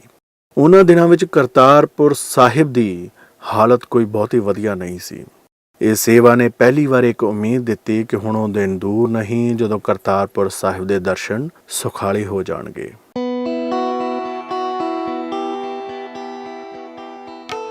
ਪਾਕਿਸਤਾਨ ਦੇ ਪਿੰਡ ਮਿਆਦੀ ਦੇ ਈਸਾਈਆਂ ਬਾਰੇ ਅਕਸਰ ਸੁਣੀਦਾ ਕਿ ਉਹ ਵੀ ਕਰਤਾਰਪੁਰ ਸਾਹਿਬ ਦੀਵੇ ਜਗਾਉਂਦੇ ਰਹੇ ਨੇ। ਭੂਸ਼ਣ ਸਿੰਘ ਗੁਰਾਇਆ ਇਹਨੂੰ ਇੰਜ ਵੇਖਦੇ ਨੇ ਕਿ ਗਰੀਬ ਬੰਦਾ ਮਜ਼ਹਬ ਵਿੱਚ ਕੱਟੜ ਕਦੀ ਨਹੀਂ ਹੁੰਦਾ, ਕੱਟੜਤਾ ਤਾਂ ਸਿਆਸਤ ਵਿੱਚ ਹੁੰਦੀ ਹੈ। ਗੁਰਪ੍ਰਤਾਪ ਸਿੰਘ ਬਟਾਲਾ ਕਹਿੰਦੇ ਨੇ ਕਿ ਗੁਰਦਾਸਪੁਰ ਤੋਂ ਆਈ ਸੰਗਤ ਅਤੇ ਭੂਸ਼ਣ ਸਿੰਘ ਗੁਰਾਇਆ ਹੀ ਸਨ ਜਿਨ੍ਹਾਂ ਨੇ ਕਰਤਾਰਪੁਰ ਲਾਂਘੇ ਲਈ ਪਹਿਲ ਕੀਤੀ। ਗੁਰਾਇਆ ਸਾਹਿਬ ਦੱਸਦੇ ਨੇ ਕਿ ਕਰਤਾਰਪੁਰ ਸਾਹਿਬ ਨਾਲ ਮੇਰੀ ਤੰਦ ਮੇਰੀ ਮਾਂ ਗੁਰਚਰਨ ਕੌਰ ਨਾਲ ਜੁੜਦੀ ਹੈ। ਗੁਰਾਇਆ ਸਾਹਿਬ ਦੇ ਨਾਨਕੇ ਮੱਲਾ ਭਾਂਬੜਾਂ ਦੇ ਸਨ ਜਿਹੜਾ ਕੱਕੇ ਕੇ ਪਿੰਡ ਦੇ ਨੇੜੇ ਸੀ। ਮਹਾਰਾਜਾ ਭੁਪਿੰਦਰ ਸਿੰਘ ਵੱਲੋਂ ਕਰਵਾਈ ਗਈ ਸੇਵਾ ਵਿੱਚ ਭੂਸ਼ਣ ਸਿੰਘ ਗੁਰਾਇਆ ਦੀ ਮਾਂ ਵੀ ਹਾਜ਼ਰ ਸੀ। ਇਹ ਗੱਲ ਹੈਗੀ ਆ ਸਨ 1992 ਜਾਂ 93 ਦੀ। ਸਾਡਾ ਇੱਕ ਅਫਸਰ ਆਇਆ ਸੀ, ਮੇਰੀ ਉਨੀ ਦਿਨੀ ਪੋਸਟਿੰਗ ਬਟਾਲੇ ਸੀਗੀ, ਮੈਂ ਮੈਨੇਜਰ ਸੀਗਾ ESI ਵਿੱਚ। ਤੇ ਉਹ ਜਿਹੜਾ ਸਾਡਾ ਅਫਸਰ ਸੀ ਕੁਝ ਸ਼ਰਧਾਲੂ ਕਿਸਮ ਦਾ ਬੰਦਾ ਸੀਗਾ ਤੇ ਉਹ ਮੈਨੂੰ ਕਹਿਣ ਲੱਗਾ ਵੀ ਇਸ ਇਲਾਕੇ ਦੇ ਕੋਈ ਪਵਿੱਤਰ ਥਾਵਾਂ ਦੇ ਤੇ ਦਿਖਾਓ। ਉਹਨੂੰ ਮੈਂ ਬਟਾਲੇ ਦੇ ਗੁਰਦੁਆਰਾ ਸਾਹਿਬਾਨ ਦੇ ਦਰਸ਼ਨ ਕਰਾਏ ਤੇ ਫਿਰ ਟਾਈਮ ਸੀਗਾ ਤੇ ਡੇਰਾ ਬਾਬਾ ਨਾਨਕ ਲੈ ਗਏ ਉਹਨੂੰ। ਤੇ ਡੇਰਾ ਬਾਬਾ ਨਾਨਕ ਤੋਂ ਫਿਰ ਉੱਥੇ ਜਾ ਕੇ ਉਹਨਾਂ ਨੂੰ ਮੈਂ ਦੱਸਿਆ ਵੀ ਇਸ ਤੋਂ ਅੱਗੇ ਕਰਤਾਰਪੁਰ ਸਾਹਿਬ ਹੈਗਾ, ਬਾਰਡਰ ਤੇ ਜਾ ਕੇ ਨਜ਼ਰ ਆਉਂਦਾ। ਜਿਵੇਂ ਅਸੀਂ ਗਏ ਹਾਂ ਤੇ BSF ਵਾਲਿਆਂ ਨੇ ਸਾਨੂੰ ਰੋਕ ਦਿੱਤਾ, ਸਾਨੂੰ ਦਰਸ਼ਨ ਨਹੀਂ ਕਰਨ ਦਿੱਤੇ। ਉਹ ਗੱਲ ਮੈਨੂੰ ਬਹੁਤ ਚੁਭੀ। ਤੇ ਖੈਰ ਉਸ ਤੋਂ ਬਾਅਦ ਕੀ ਹੋਇਆ ਕਿ ਸਨ 94 'ਚ ਗੁਰੂ ਪਾਤਸ਼ਾਹ ਮਿਹਰਬਾਨ ਹੋਇਆ ਤੇ ਮੈਨੂੰ ਜਥੇ ਨਾਲ ਜਾਣ ਦਾ ਮੌਕਾ ਮਿਲ ਗਿਆ। ਉੱਥੇ ਮੇਰਾ ਉਹਨਾਂ ਦੇ ਪਾਕਿਸਤਾਨ ਦੇ ਡੈਲੀਗੇਸ਼ਨ ਨਾਲ ਗੱਲ ਕਰਨ ਦਾ ਮੌਕਾ ਮਿਲ ਗਿਆ ਉਹਨਾਂ ਨਾਲ। ਉੱਥੇ ਫਿਰ ਮੈਂ ਕਿਹਾ ਵੀ ਬੜੇ ਰੋਸ਼ਨ ਪੱਖ ਨੇ ਉਹ ਦਿਖਾਇਆ ਕਰੋ ਤੁਸੀਂ ਹੁਣ, ਕਿਉਂਕਿ ਉਹ ਚਾਹੁੰਦੇ ਸੀ ਕਿ ਅਸੀਂ ਸਿੱਖਾਂ ਨੂੰ ਆਪਣੇ ਨਾਲ ਜੋੜਨਾ ਚਾਹੁੰਦੇ ਹਾਂ। ਤੇ ਮੈਂ ਕਿਹਾ ਵੀ ਉਹ ਰੋਸ਼ਨ ਪੱਖਾਂ ਦੀ ਜਦੋਂ ਗੱਲ ਚੱਲੀ ਤੇ ਮੈਂ ਕਿਹਾ ਵੀ ਦੇਖੋ ਗੁਰੂ ਨਾਨਕ ਪਾਤਸ਼ਾਹ ਦੀ ਕਬਰ ਵੀ ਹੈਗੀ ਜੇ, ਉਹ ਦਿਖਾਇਆ ਕਰੋ। ਉੱਥੇ ਫਿਰ ਉਹਨਾਂ ਨੂੰ ਦੱਸਿਆ, ਉਹਨਾਂ ਨੂੰ ਤਾਂ ਪਤਾ ਹੀ ਨਹੀਂ ਸੀ ਵੀ ਗੁਰੂ ਨਾਨਕ ਸਾਹਿਬ ਦੇ ਇੱਥੇ ਜੋਤੀ ਜੋਤ ਸਮਾਏ ਨੇ ਜਾਂ ਜਿਸ ਤਰ੍ਹਾਂ ਵੀ ਹੈ। ਉਸ ਵੇਲੇ ਫਿਰ ਕਰਤਾਰਪੁਰ ਸਾਹਿਬ ਉਹਨਾਂ ਦੇ ਨੋਟਿਸ 'ਚ ਆਇਆ। ਉੱਥੇ ਕਰਤਾਰਪੁਰ ਸਾਹਿਬ ਦੀ ਇਮਾਰਤ ਤਾਂ ਕਾਫੀ ਟੱਟ ਚੁੱਕੀ ਸੀ। ਕਿਹਾ ਜਾਂਦਾ ਕਿ ਉੱਥੋਂ ਸਨ 71 ਦੀ ਲੜਾਈ ਵੇਲੇ, ਸਨ 65 ਦੀ ਲੜਾਈ ਵੇਲੇ ਵੀ ਕਰਤਾਰਪੁਰ ਸਾਹਿਬ ਤੋਂ ਫਾਇਰਿੰਗ ਹੁੰਦੀ ਸੀ। ਸੋ ਸਾਡੀ ਆਪਣੀ ਫੌਜ ਨੇ ਉਹਦੇ 'ਤੇ ਜਿਹੜੇ ਗੋਲੇ ਗਾਲੇ ਵੀ ਸੁੱਟੇ। ਸੋ ਉਹ ਜਦੋਂ ਮੈਂ ਉਹਨਾਂ ਨੂੰ ਪਾਕਿਸਤਾਨੀ ਡੈਲੀਗੇਸ਼ਨ ਨੂੰ ਦੱਸਿਆ ਵੀ ਕਰਤਾਰਪੁਰ ਸਾਹਿਬ ਦੀ ਇਹ ਅਹਿਮੀਅਤ ਹੈ, ਉਦੋਂ ਫਿਰ ਉਹਨਾਂ ਦੇ ਨੋਟਿਸ ਵਿੱਚ ਆਇਆ। ਫਿਰ ਸਨ 95 'ਚ ਕਾਰ ਸੇਵਾ ਹੋਈ, 97 'ਚ ਹੋਈ ਤੇ ਫਿਰ ਅਗਲਿਆਂ ਨੇ ਦੇਖੋ ਖੋਲ੍ਹਣ ਦਾ ਐਲਾਨ ਕੀਤਾ। ਸੋ ਇਹਦੀ ਸ਼ੁਰੂਆਤ ਇਸ ਤਰ੍ਹਾਂ ਹੋਈ।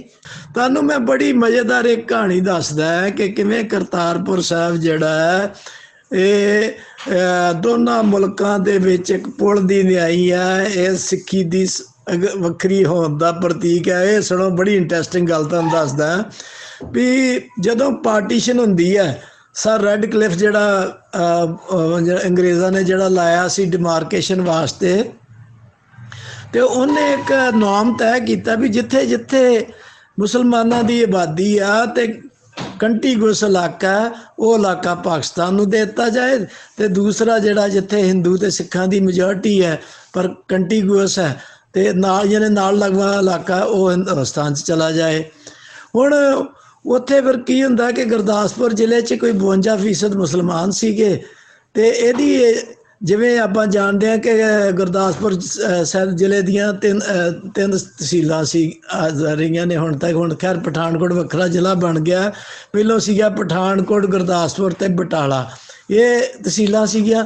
ਪਰ ਇਸ ਤੋਂ ਪਹਿਲੋਂ 47 'ਚ ਇੱਕ ਤਹਿਸੀਲ ਹੋਰ ਹੁੰਦੀ ਸੀ, ਉਹ ਸ਼ਕੜਗੜ੍ਹ, ਉਹ ਪਾਕਿਸਤਾਨ 'ਚ ਗਈ।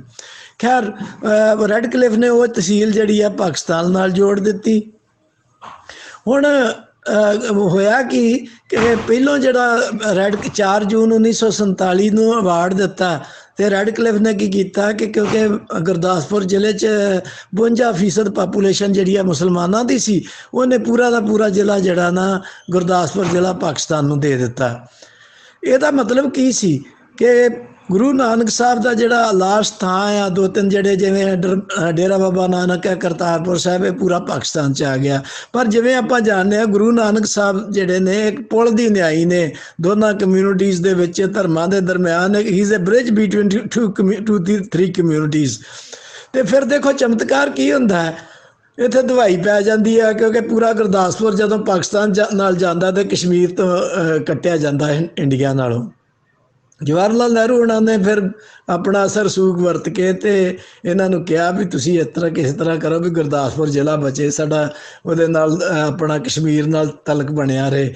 ਉਦੋਂ ਫਿਰ ਸਰ ਰੈਡਕਲਿਫ ਨੇ ਕੀਤਾ ਕਿ ਗੁਰਦਾਸਪੁਰ ਜ਼ਿਲ੍ਹੇ ਦੇ ਟੁਕੜੇ ਕੀਤੇ, ਜਿਹੜੀ ਸ਼ਕੜਗੜ੍ਹ ਤਹਿਸੀਲ ਸੀ ਉਹ ਪਾਕਿਸਤਾਨ ਨੂੰ ਦਿੱਤੀ, ਤੇ ਬਾਕੀ ਦੀਆਂ 3 ਤਹਿਸੀਲਾਂ ਜਿਹੜੀਆਂ ਇੰਡੀਆ ਨੂੰ ਦੇ ਦਿੱਤੀਆਂ। ਅੱਗੋਂ ਚਮਤਕਾਰ ਕੀ ਹੁੰਦਾ ਹੈ, ਕਿਉਂਕਿ ਗੁਰੂ ਸਾਹਿਬ ਸਾਂਝੇ ਨੇ ਸਾਰੇ ਇਹਨਾਂ ਦੋਨਾਂ ਕਮਿਊਨਿਟੀਜ਼ ਦੇ। ਫਿਰ ਚਮਤਕਾਰ ਇਹ ਹੋਇਆ ਵੀ ਅੱਧਾ ਕਰਤਾਰਪੁਰ ਸਾਹਿਬ ਜਿਹੜਾ, ਅੱਧਾ ਬਾਬਾ ਨਾਨਕ ਜਿਹੜਾ ਪਾਕਿਸਤਾਨ 'ਚ ਆ ਗਿਆ, ਤੇ ਅੱਧਾ ਇੰਡੀਆ 'ਚ। ਹੁਣ ਜਿੱਥੇ ਗੁਰੂ ਸਾਹਿਬ ਦੀ ਕਬਰ ਸੀਗੀ ਕਰਤਾਰਪੁਰ ਸਾਹਿਬ, ਉਹ ਪਾਕਿਸਤਾਨ 'ਚ ਆ ਗਿਆ, ਤੇ ਜਿੱਧਰ ਇੱਕ ਸਮਾਧ ਸੀਗੀ ਜਿਹਨੇ ਡੇਰਾ ਬਾਬਾ ਨਾਨਕ, ਉਹ ਇੰਡੀਆ 'ਚ ਆ ਗਿਆ। ਜਿਹਨੇ ਗੁਰੂ ਨਾਨਕ ਪਾਤਸ਼ਾਹ ਦਾ ਚਮਤਕਾਰ ਦੇਖੋ ਕਿ ਉਹਨੂੰ ਕੋਈ ਵੰਡ ਨਹੀਂ ਸਕਿਆ, ਉਹ ਦੋਨਾਂ ਕਮਿਊਨਿਟੀਜ਼ ਦੇ ਵਿੱਚ ਬਰਾਬਰ ਰਿਹਾ, ਇੱਕ ਪੁਲ ਦੀ ਨਹੀਂ ਰਿਹਾ। ਗੁਰੂ ਨਾਨਕ ਪਾਤਸ਼ਾਹ ਜਿਹੜਾ ਇਹ ਲੜਦੇ ਹੋਏ ਮਜ਼ਹਬਾਂ ਵਿੱਚ, ਤੇ ਗੁਰੂ ਨਾਨਕ ਪਾਤਸ਼ਾਹ ਇੱਕ ਪੁਲ ਦੀ ਨਿਆਈ ਆ। ਤੇ 1947 'ਚ ਇਹ ਇੱਕ ਚਮਤਕਾਰ ਵਾਪਰਦਾ ਕਿ ਜਿਹੜਾ ਕੋਸ਼ਿਸ਼ ਕਰਨ ਦੇ ਬਾਵਜੂਦ ਵੀ ਇਹਨੂੰ ਗੁਰੂ ਸਾਹਿਬ ਨੂੰ ਇੱਕ ਪਾਸੇ ਕਰਨਾ ਚਾਹਿਆ, ਪਰ ਫਿਰ ਉਹ ਵਿਚਕਾਰ ਖੜਾ ਹੋ ਗਿਆ। ਕਰਤਾਰਪੁਰ ਜਿਹੜਾ ਡੇਰਾ ਬਾਬਾ ਨਾਨਕ ਜਿਹੜਾ ਉਹ ਅੱਧੇ ਵੰਡੇ ਗਏ, ਅੱਧਾ ਪਾਕਿਸਤਾਨ 'ਚ ਤੇ ਅੱਧਾ ਇੰਡੀਆ 'ਚ। ਇੱਕ ਕਬਰ ਤੇ ਸਮਾਧ ਜਿਹੜੀ ਆ ਪਾਕਿਸਤਾਨ ਨੂੰ ਗਈ, ਤੇ ਇੱਕ ਸਮਾਧ ਜਿਹੜੀ ਆ ਇੰਡੀਆ ਨੂੰ ਆ ਗਈ। ਸੋ ਇਹ ਸਭ ਤੋਂ ਵੱਡਾ ਮੇਰੇ ਹਿਸਾਬ ਨਾਲ ਚਮਤਕਾਰ ਹੈ। ਬਾਕੀ ਦੇ ਚਮਤਕਾਰਾਂ ਦੀ ਬੜੀ ਲੰਬੀ ਲੜੀ ਆ ਜੀ।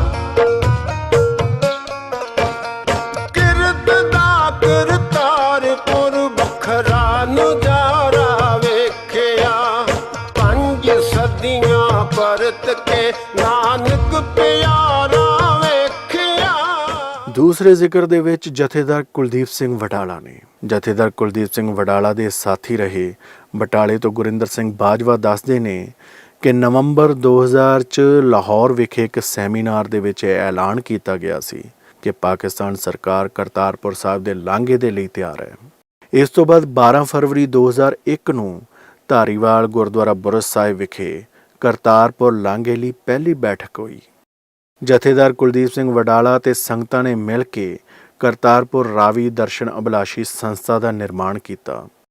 ਇਸ ਤੋਂ ਬਾਅਦ ਵਿਸਾਖੀ ਵਾਲੇ ਦਿਨ 14 ਅਪ੍ਰੈਲ 2001 ਨੂੰ ਡੇਰਾ ਬਾਬਾ ਨਾਨਕ ਤੁਸੀ ਬੰਨ੍ਹ ਉੱਤੇ ਜਾ ਕੇ ਪਹਿਲੀ ਅਰਦਾਸ ਕੀਤੀ।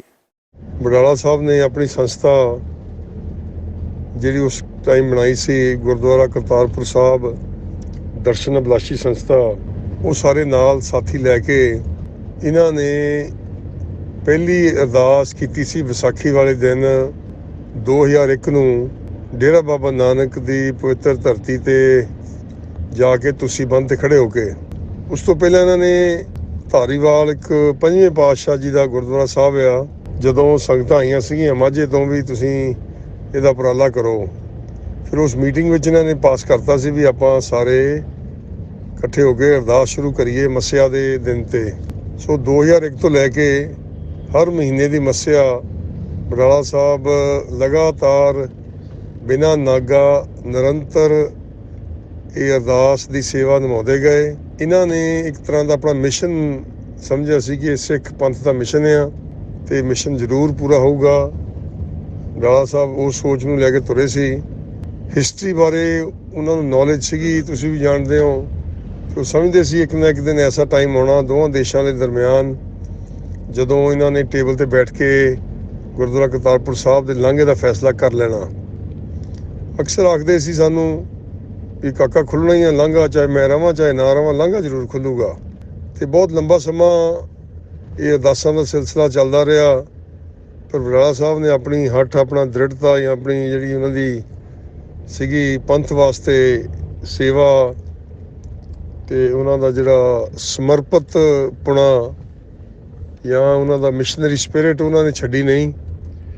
ਤੇ ਉਹ ਲਗਾਤਾਰ ਅਰਦਾਸ ਕਰਨ ਜਾਂਦੇ ਸੀ। ਪਹਿਲਾਂ ਤਾਂ ਬੱਸਾਂ ਜਾਂਦੇ ਹੁੰਦੇ ਸੀ ਸੰਗਤਾਂ ਦੇ ਨਾਲ, ਤੇ ਫਿਰ ਅਸੀਂ ਕਿਹਾ ਤੁਸੀਂ ਗੱਡੀ ਲੈ ਜਾ ਕਰੋ ਆਪਣੀ। ਮੁੜ ਕੇ ਫਿਰ ਚਲੋ ਆਪਣੀ ਗੱਡੀ ਲਿਆਉਣ ਲੱਗ ਪਏ। ਜੇ ਕਦੀ ਬੁਖਾਰ ਵੀ ਹੋਣਾ ਤੇ ਕਦੀ ਸਿਹਤ ਠੀਕ ਨਹੀਂ ਹੋਣੀ ਤਾਂ ਵੀ ਵਡਾਲਾ ਸਾਹਿਬ ਨੇ ਅਰਦਾਸ ਨਹੀਂ ਛੱਡੀ। 2006 ਵਿੱਚ ਕਰਤਾਰਪੁਰ ਸਾਹਿਬ ਦੇ ਲਾਂਘੇ ਦਾ ਇਹ ਮਸਲਾ ਪਾਕਿਸਤਾਨ ਦੇ ਘੱਟ ਗਿਣਤੀਆਂ ਦੇ ਮੰਤਰੀਆਂ ਕੋਲ ਵੀ ਚੁੱਕਿਆ ਗਿਆ। ਜਥੇਦਾਰ ਵਡਾਲਾ ਕਹਿੰਦੇ ਸਨ ਕਿ ਮੈਂ ਰਹਾਂ ਜਾਂ ਨਾ ਰਹਾਂ, ਇਹ ਲਾਂਘਾ ਗੁਰੂ ਨੇ ਖੋਲ੍ਹਣਾ ਹੀ ਖੋਲ੍ਹਣਾ ਹੈ। ਪਹਿਲੀ ਅਰਦਾਸ ਤੋਂ ਬਾਅਦ 5 ਜੂਨ 2018 ਦੀ ਅਰਦਾਸ ਤੱਕ 208 ਅਰਦਾਸਾਂ ਹੋ ਚੁੱਕੀਆਂ ਨੇ। ਸਤੰਬਰ 2005 ਨੂੰ ਜਥੇਦਾਰ ਵਡਾਲਾ ਤੇ ਸੰਗਤਾਂ ਕਰਤਾਰਪੁਰ ਸਾਹਿਬ ਦੇ ਦਰਸ਼ਨਾਂ ਨੂੰ ਗੁਰੂ ਨਾਨਕ ਦੇਵ ਜੀ ਦੇ ਜੋਤੀ ਜੋਤ ਦਿਹਾੜੇ ਉੱਤੇ ਗਈਆਂ। 2006 'ਚ ਇਸ ਬਾਰੇ ਉਸ ਸਮੇਂ ਦੇ ਵਿਦੇਸ਼ ਮੰਤਰੀ ਸ਼ਾਹ ਮਹਿਮੂਦ ਕੁਰੈਸ਼ੀ ਨੂੰ ਮਿਲਿਆ ਗਿਆ।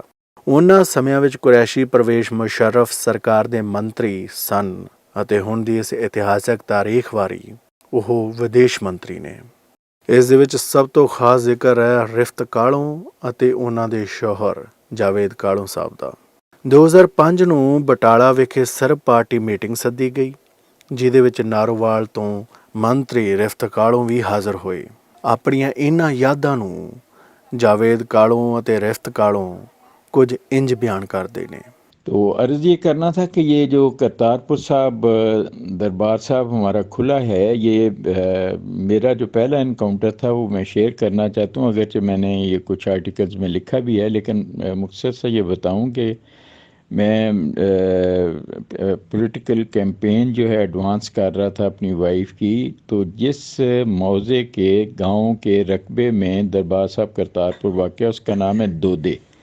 ये नारोवाल, टाउन ऑफ नारोवाल से तकरीबन 10-12 मिनट की ड्राइव पे है और बिल्कुल साथ ही है। और जहाँ ये बाबा जी की रिपोर्टेडली खेती बाड़ी का जो एरिया है उसके साथ मेरे भी खेत हैं, तकरीबन मुल्हे की हैं और काफ़ी ज़्यादा खेत हैं मेरे भी। तो मेरा भी ब्रेड एंड बटर बस दरबार साहब के साथ से खेतों से ही आता है। और एक मेरा एजाज़ है, एक मेरा फ़ख्र है कि मैं भी उन्हीं तकरीबन खेतों से खाता हूँ। रावी के ऊपर ही हैं मेरे भी खेत, जहाँ से बाबा जी ने भी सारी उम्र की उदासियाँ करके फिर आखिरी 18 साल गुजारे। तो वो भी वहाँ से रिज़्क़ रोटी रब की और लंगर खाना शुरू किया उन्होंने। तो मेरा भी, हमारा भी लंगर उन्हीं खेतों से बाबा जी के ہمسائے ہیں ہم اس لحاظ سے، کھیتوں کے لحاظ سے۔ بہرحال یہ میرا پہلا انکاؤنٹر یہ ہوا کہ میں نے جلسہ کیا تو دور سے مجھے وہ گاؤں کی دور ایک بڑی اچھی سی بلڈنگ نظر آئی، تو میں نے گاؤں کے نمبردار سے پوچھا، معظم نام تھا اس کا، فوت ہو گئے ابھی وہ۔ میں نے کہا جی یہ دور بڑی اچھی کھیتوں میں بلڈنگ ہے، یہ کیا چیز ہے؟ تو انہوں نے کہا جی یہ کوئی ہندوؤں کا کوئی مندر شندر ہوگا کوئی۔ بہرحال وہ بات آئی گئی ہوگی، میں نے جلسہ ختم کیا اپنا اور کھیتوں کے اندر سے اپنی جیپ کو ڈالا، اور کیونکہ رستہ وستہ تو کوئی بھی نہیں تھا کسی طرف سے، تو سیدھا اس بلڈنگ پہ پہنچ گیا۔ تو دوپہر کا ٹائم تھا تقریباً۔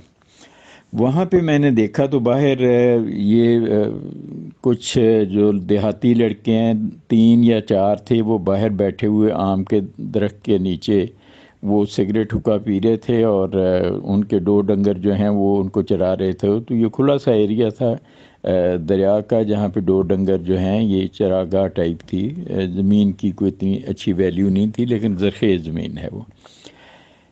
تو میں ادھر گیا تو میں نے وہ بلڈنگ کو دیکھا، مجھے سمجھ نہیں آئی کہ اتنی گریسفل اور ہسٹوریکل سی بلڈنگ ہے۔ میں اس کے اندر چلا گیا، اندر گیا تو جو میرا فرسٹ انکاؤنٹر تھا یہ تھا کہ جب میں مین بلڈنگ کے اندر انٹر ہوا تو وہاں سے درجنوں کے لحاظ سے چمگادریں لٹکی ہوئی تھی چھت کے ساتھ، جو اڑ کے تو وہ باہر چلی گئیں۔ انہوں نے شاید بڑی دیر بعد کوئی انسان دیکھا تھا جو اس بلڈنگ کے اندر گیا۔ تو یہ میرا پہلا تھا، اور فرش تھا مین گردوارہ کی بلڈنگ کا، بیٹیں پڑی ہوئی تھیں اس کے اندر، کبھی کوئی گیا ہی نہیں تھا۔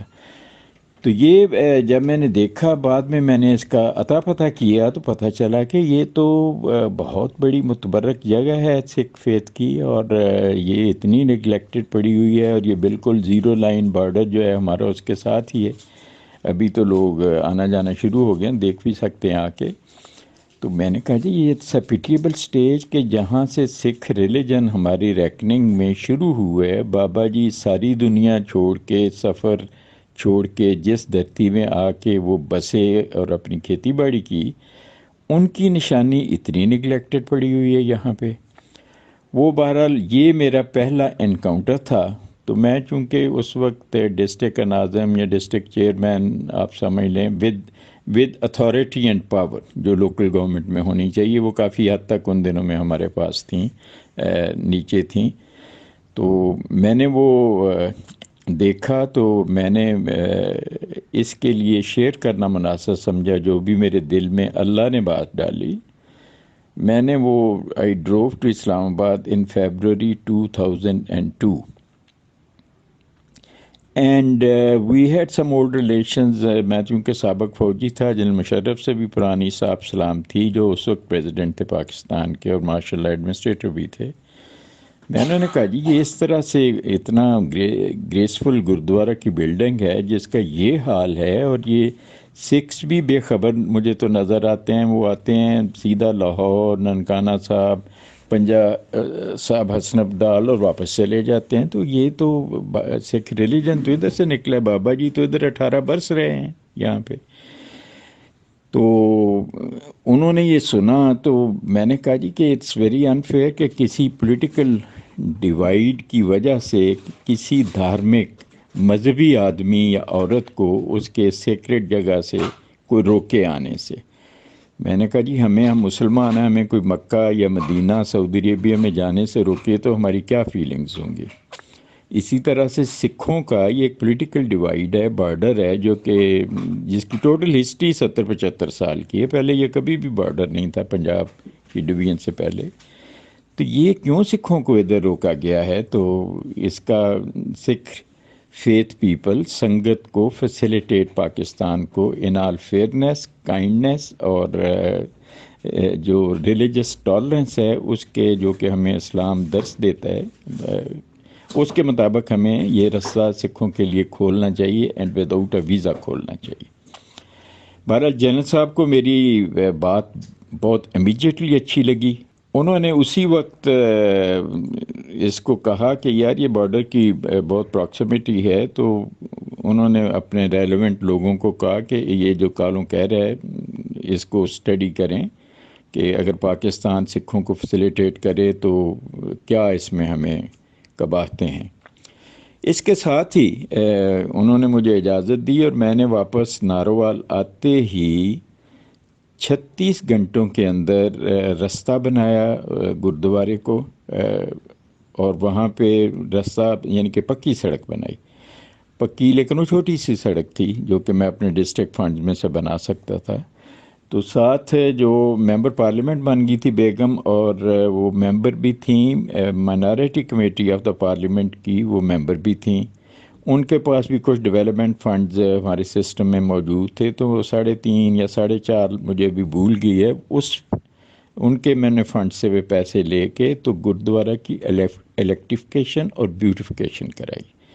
ساتھ ہی ننکانہ صاحب سے ہم 1-2 فیملیز کو لے کے آئے یہاں پہ نارووال میں، اور کہا جی اس کو گردوارہ کو آباد کریں، یہاں پہ اپنے ریلیجس رائٹس کو شروع کریں، یہ اتنا بڑا متبرک مقام ہے، ادھر بابا جی کی قبر ہے، ادھر بابا جی کی سمادھی ہے، تو یہ تو بڑی اسپیشل چیز ہے جس جیسی دنیا میں کوئی اور چیز نہیں ہے، جہاں پہ ایک سمادھی بھی ہو اور ایک قبر بھی ہو، اور اتنا امن اور محبت جو کہ بابا جی کا پیغام تھا، انہوں نے تو جیوتی جوگ سمانے کے بعد بھی انہوں نے وہ پیغام دیا کہ قبر بھی ان کی بنی اور سمادھی بھی بنی، تو یہ کیوں اتنی نگلیکٹڈ ہے؟ بہرحال یہ میرا پہلا انکاؤنٹر تھا جو دربار صاحب کرتارپور کے گردوارے سے ہوا، جب میں ریٹائرمنٹ کے بعد پولیٹیکل ورک میں آیا اور اللہ نے مجھے کامیابی بھی دی، اور یہ میرا پہلا تھا، اور یہاں سے یہ کام شروع ہوا جو آج دربار صاحب کرتارپور ہے۔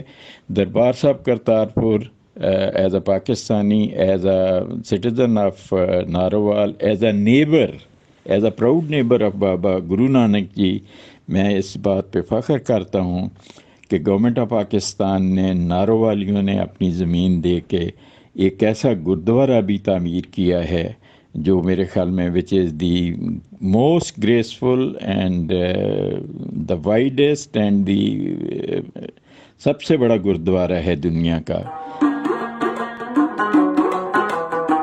السلام علیکم، میرا نام جی رفت جاوید کہلو ہے اور میں ضلع نارووال دی رہن والی ہاں اور ایکس پارلیمنٹیرین ہاں 2002 تو لے کے 2007 تک۔ میں اتھوں الیکشن جتیا جتھے پاک تے مقدس گردوارہ کرتار صاحب ہوندا ہے۔ ایک دن جدو اپنے حلقے چ جاندے ہویا میں ویکھیا کہ ایک پیلیاں چ ایک بڑی سونی جی بلڈنگ، بڑی سونی جی عمارت ہے، چٹے رنگ دی، برے حالاں دی، جیڑی دوروں نظر آندی ہے، پتہ لگن تے پتہ کرایا تے پتہ لگیا کہ اے تے ساڈے سکھ مذہب دا بہت پاک تے پوتر استھان ہے۔ آہستہ آہستہ اتھے جا کے پتہ لگا کہ جس طرح ساڈے واسطے مکہ تے مدینہ پوتر تے پاک نے، اسی طرح اے عمارت سکھاں دے واسطے بہت اہمیت رکھ دیے۔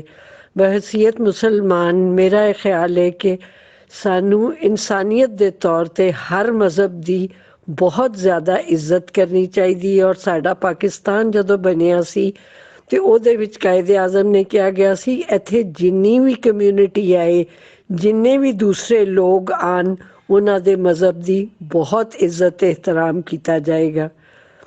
اس بلڈنگ نو ویکھدے ہوئیاں، او دی اہمیت جاندے ہوئیاں، میں اے سوچیا کہ میں اپنے فنڈز دے وچوں اینو خوبصورتی دے چ اضافہ کراں، دی سجاوٹ چ اضافہ کراں اور ایدی بجلی دتی۔ او خیر آٹے چ لون دے برابر میں رقم دتی جہدے نال اے دوویں چیزاں ممکن ہو سکیاں۔ پھر اپنی کوئی ایہو جی پہنچ بھی سی کہ جنرل مشرف تک بھی پہنچ سکے، حیثیت دے مطابق انہاں نو پورا کھول کے بیان کیتا گیا کہ اگر ایتھے کھلا لانگا بن جائے گا تے سکھی برادری واسطے کنی بہتر چیز ہو جائے گی۔ تے اللہ تعالیٰ نے ہمت دیتی، حوصلہ دیتا، اور اس چیز نو جاندے ہویا کہ تہاڈے واسطے کنی اہمیت دا حامل ہے، اسی اس گردوارے نو پایا تکمیل تک پہنچایا۔ تے ہن اگر پوری دنیا چ ویکھیا جائے تے ایہو جہا سوہنا گردوارہ کتے نظر نہیں آندا۔ سب تو اتلی منزل تے جا کے ویکھو، اتھوں تسی ویکھو، اور ویکھدے اس واسطے سو کہ پہلوں تسی دوروں کھلو کے اتھے ارداس کردے سو۔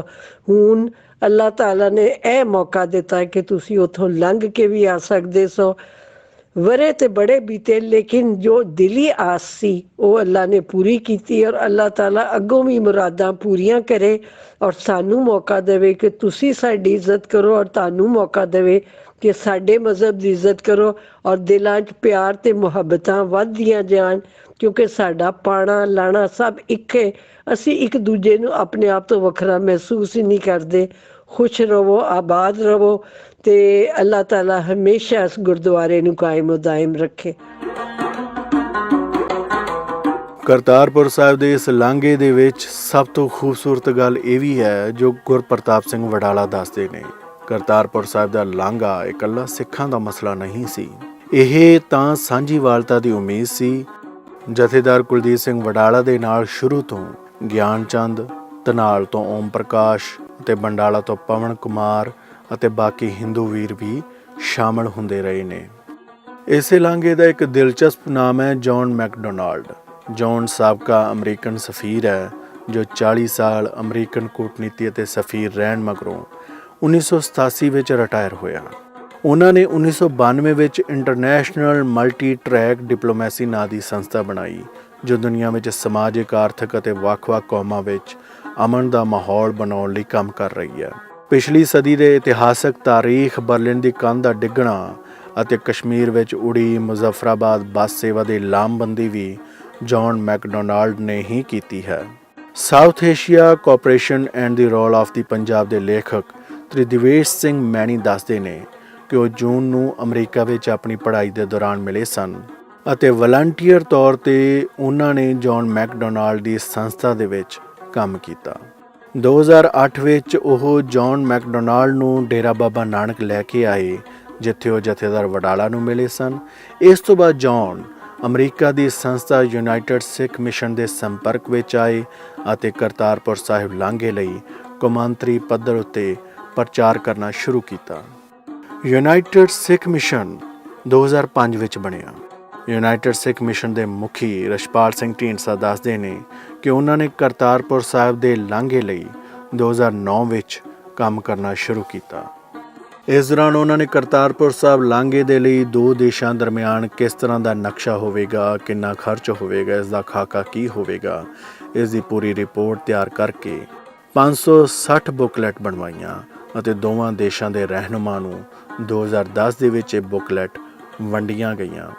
ਰਛਪਾਲ ਸਿੰਘ ਢੀਂਡਸਾ ਕਹਿੰਦੇ ਨੇ ਕਿ ਯੂਨਾਈਟਿਡ ਸਿੱਖ ਮਿਸ਼ਨ ਦੇ ਇਸ ਹਮਲੇ ਵਿੱਚ ਉਹਨਾਂ ਨੂੰ ਜੌਨ ਮੈਕਡੋਨਾਲਡ ਦਾ ਸਾਥ ਮਿਲਿਆ। ਇਸ ਲਈ ਯੂਨਾਈਟਿਡ ਸਿੱਖ ਮਿਸ਼ਨ ਅਤੇ ਸੰਗਤਾਂ ਨੇ $42,000 ਦਾ ਖਰਚਾ ਕਰਕੇ ਜੌਨ ਮੈਕਡੋਨਾਲਡ ਦੀ ਸੰਸਥਾ ਨੂੰ ਕਰਤਾਰਪੁਰ ਸਾਹਿਬ ਲਾਂਘੇ ਲਈ ਕੌਮਾਂਤਰੀ ਪੱਧਰ 'ਤੇ ਪ੍ਰਚਾਰ ਵਿੱਚ ਜੋੜਿਆ। ਯੂਨਾਈਟਿਡ ਸਿੱਖ ਮਿਸ਼ਨ ਪਿਛਲੇ ਕਈ ਸਾਲਾਂ ਤੋਂ ਅਮਰੀਕਾ ਵਿੱਚ ਸਿੱਖ ਪਛਾਣ ਦੇ ਲਈ ਕੰਮ ਕਰ ਰਹੀ ਹੈ। 2005 ਦੇ ਵਿੱਚ ਅਮਰੀਕਾ ਤੋਂ ਪਾਕਿਸਤਾਨ ਜਥਾ ਲੈ ਕੇ ਗਏ ਸੀ। ਜਦੋਂ ਅਸੀਂ ਕਰਤਾਰਪੁਰ ਸਾਹਿਬ ਗਏ ਤੇ ਲੋਕਾਂ ਤੋਂ ਪੁੱਛਣ ਤੇ ਪਤਾ ਲੱਗਾ ਇੱਥੋਂ ਸਾਡਾ ਬਾਰਡਰ ਸਿਰਫ 4 ਕਿਲੋਮੀਟਰ ਤੇ ਹੈ। ਮਨ 'ਚ ਇੱਕ ਖਿਆਲ ਆਇਆ, ਹੇ ਵਾਹਿਗੁਰੂ, ਲੋਕ 200 ਕਿਲੋਮੀਟਰ ਘੁੰਮ ਕੇ ਇੱਥੇ ਆਉਂਦੇ ਹਨ, ਇੱਥੋਂ ਦਾ ਸਪੈਸ਼ਲ ਵੀਜ਼ਾ ਲੈਣਾ ਪੈਂਦਾ ਹੈ। ਜੇ ਤੇਰੀ ਮਿਹਰ ਹੋ ਜਾਵੇ, ਇਹ ਰਸਤਾ ਖੁੱਲ ਜਾਵੇ ਤਾਂ ਆਉਣ ਵਾਲੀ ਸੰਗਤ ਨੂੰ ਬਹੁਤ ਸੌਖਾ ਹੋ ਜਾਵੇਗਾ। ਇਸ ਮੰਤਵ ਨੂੰ ਲੈ ਕੇ ਜਦੋਂ ਅਸੀਂ ਵਾਪਸ ਅਮਰੀਕਾ ਗਏ, ਆਪਣੇ ਭਾਈਚਾਰੇ ਨਾਲ ਸਲਾਹ ਕੀਤੀ। ਦੁਨੀਆ ਦੇ ਸਾਰੇ ਹੀ ਗੁਰਦੁਆਰਾ ਸਾਹਿਬਾਨ ਨੂੰ ਇੱਕ ਖਤ ਲਿਖਿਆ ਸਾਈਨ ਕੈਂਪਨ ਲਈ, ਦੱਸੋ ਜੇ ਆਪਾਂ ਸਾਰੇ ਰਲ ਕੇ ਜ਼ੋਰ ਲਾਈਏ ਕਿਤੇ ਇਹ ਰਸਤਾ ਗੁਰੂ ਨਾਨਕ ਦੀ ਮਿਹਰ ਨਾਲ ਖੁੱਲ ਜਾਵੇ। ਬਹੁਤ ਸਾਰੇ ਗੁਰਦੁਆਰੇ ਸਾਹਿਬਾਨਾਂ ਤੋਂ ਚਿੱਠੀਆਂ ਆ ਗਈਆਂ, ਪਰ ਕੋਈ ਗੱਲ ਤੁਰਦੀ ਨਜ਼ਰ ਨਾ ਆਵੇ। ਫਿਰ ਹਿੰਦੁਸਤਾਨ ਦੇ ਹਾਕਮਾਂ ਨੂੰ ਖਤੋਖਤਾਸ਼ ਚੱਲਦੇ ਰਹੇ, ਸਾਰਿਆਂ ਨੇ ਤਰਵਾਸਤ ਵਗੈਰਾ ਕੁਛ ਨਹੀਂ ਕੀਤਾ। 2009 ਦੇ ਵਿੱਚ UNO ਦੇ US ਫਾਰਮਰ ਅੰਬੈਸਡਰ ਜਾਨ W ਮੈਕਡੋਨਲਡ ਨੂੰ ਅਸੀਂ ਹਾਇਰ ਕੀਤਾ, ਇਹਨਾਂ ਦੀਆਂ ਸੇਵਾਵਾਂ ਲਈਆਂ। ਉਹਨਾਂ ਨੇ ਜਦੋਂ ਅਸੀਂ ਉਹਨਾਂ ਨਾਲ ਗੱਲਬਾਤ ਕੀਤੀ ਕਿ ਅਸੀਂ ਇਹ ਰਸਤਾ ਮੰਗ ਰਹੇ ਹਾਂ, ਉਹਨਾਂ ਨੇ ਸਾਨੂੰ ਇੱਕ ਯਕੀਨ ਦਿਵਾਇਆ ਕਿ ਇਹ ਰਸਤਾ ਸਿਰਫ ਤੁਹਾਡੇ ਲਈ ਨਹੀਂ, ਇਹ ਸਾਊਥ ਏਸ਼ੀਅਨ ਪੀਸ ਕੋਰੀਡੋਰ ਬਣੇਗਾ, ਜਿਹੜਾ ਕਿ ਇਹ ਸਾਰੀ ਸਾਊਥ ਏਸ਼ੀਆ 'ਚ ਪੀਸ ਲਿਆਵੇਗਾ। 2010 ਦੇ ਵਿੱਚ ਅਸੀਂ ਪੰਜਾਬ ਦੀ ਵਿਧਾਨ ਸਭਾ 'ਚ ਗਏ, ਜਿੱਥੇ ਜਨੈਨੀ ਮਸਲੀ ਇਹ ਮਤਾ ਪਾਸ ਹੋ ਗਿਆ ਕਿ ਸਿੱਖਾਂ ਦੀ ਮੰਗ ਕਰਤਾਰਪੁਰ ਸਾਹਿਬ ਦਾ ਰਸਤਾ ਖੋਲ੍ਹਿਆ ਜਾਵੇ। 2009 ਦੇ ਵਿੱਚ ਅਸੀਂ ਜੌਨ ਮੈਕਡੋਨਾਲਡ ਦੀ ਸਹਾਇਤਾ ਦੇ ਨਾਲ ਸਰਦਾਰ ਸੁਰਿੰਦਰ ਸਿੰਘ ਜੀ ਆਰਕੀਟੈਕਚਰ, ਜਿਨ੍ਹਾਂ ਨੂੰ ਅਸੀਂ ਹਿੰਦੁਸਤਾਨ ਤੇ ਪਾਕਿਸਤਾਨ ਭੇਜਿਆ, ਦੋਨਾਂ ਦੇਸ਼ਾਂ ਦੇ ਸਰਵੇ ਕਰਕੇ ਇੱਕ ਬੁਕਲੈਟ ਤਿਆਰ ਕੀਤੀ, ਜਿਹਦੇ ਵਿੱਚ ਅੱਜ ਦੇ ਬਣੇ ਹੋਏ ਕੋਰੀਡੋਰ ਦੀਆਂ ਸਾਰੀਆਂ ਸਹੂਲਤਾਂ ਉਹਦੇ ਵਿੱਚ ਸਨ। ਦੋਨਾਂ ਦੇਸ਼ਾਂ ਨੂੰ ਪੇਸ਼ ਕੀਤਾ ਗਿਆ। ਦੋਨਾਂ ਦੇਸ਼ਾਂ ਨੇ ਰਲ ਮਿਲ ਕੇ ਅੱਜ ਕੱਲ੍ਹ ਕਰਦੇ 2019 ਦੇ ਵਿੱਚ ਇਹ ਗੁਰੂ ਨਾਨਕ ਸਾਹਿਬ ਦੇ 550 ਸਾਲਾਂ ਤੇ ਗੁਰੂ ਨਾਨਕ ਸਾਹਿਬ ਨੇ ਮਿਹਰ ਕਰਕੇ ਦੋਨਾਂ ਗੌਰਮੈਂਟਾਂ ਦੇ ਮਨਾਂ ਵਿੱਚ ਇਹ ਰਸਤਾ ਆਪ ਹੀ ਖੁਲਵਾ ਲਿਆ। ਤੇ ਉਸ ਤੋਂ ਬਾਅਦ ਕੋਵਿਡ ਕਰਕੇ ਤੇ ਫਿਰ ਬੰਦ ਹੋ ਗਿਆ। ਤੇ ਹੁਣ ਦੋਨਾਂ ਦੇਸ਼ਾਂ ਨੂੰ ਫਿਰ ਅਪੀਲ ਕਰਦੇ ਹਾਂ, ਭਾਈ ਇਹ ਬਣੇ ਹੋਏ ਰਸਤੇ ਨੂੰ ਚਾਲੂ ਕਰੋ ਤਾਂ ਜੋ ਸਿੱਖਾਂ ਦਾ ਆਉਣ ਜਾਣ ਆਪਣੇ ਗੁਰਧਾਮਾਂ ਲਈ ਬਣਿਆ ਰਹੇ। ਤੇ ਸਾਰੇ ਹੀ ਨਾਨਕ ਨਾਮ ਲੇਵਾ ਸਿੱਖਾਂ ਨੂੰ ਇਹ ਬੇਨਤੀ ਹੈ ਤੇ ਉਹ ਗੌਰਮੈਂਟਾਂ ਨੂੰ ਅਪੀਲ ਕਰਨ, ਭਾਈ ਇਹ ਸਾਡਾ ਰਸਤਾ ਖੋਲ੍ਹਿਆ ਜਾਵੇ ਤਾਂ ਜੋ ਅਸੀਂ ਆਪਣੇ ਅਕੀਦੇ ਅਨੁਸਾਰ ਗੁਰੂ ਨਾਨਕ ਸਾਹਿਬ ਦੇ ਬਣਾਏ ਹੋਏ ਦਰ ਦੀ ਸੇਵਾ ਸੰਬੰਧ ਕਰ ਸਕੀਏ।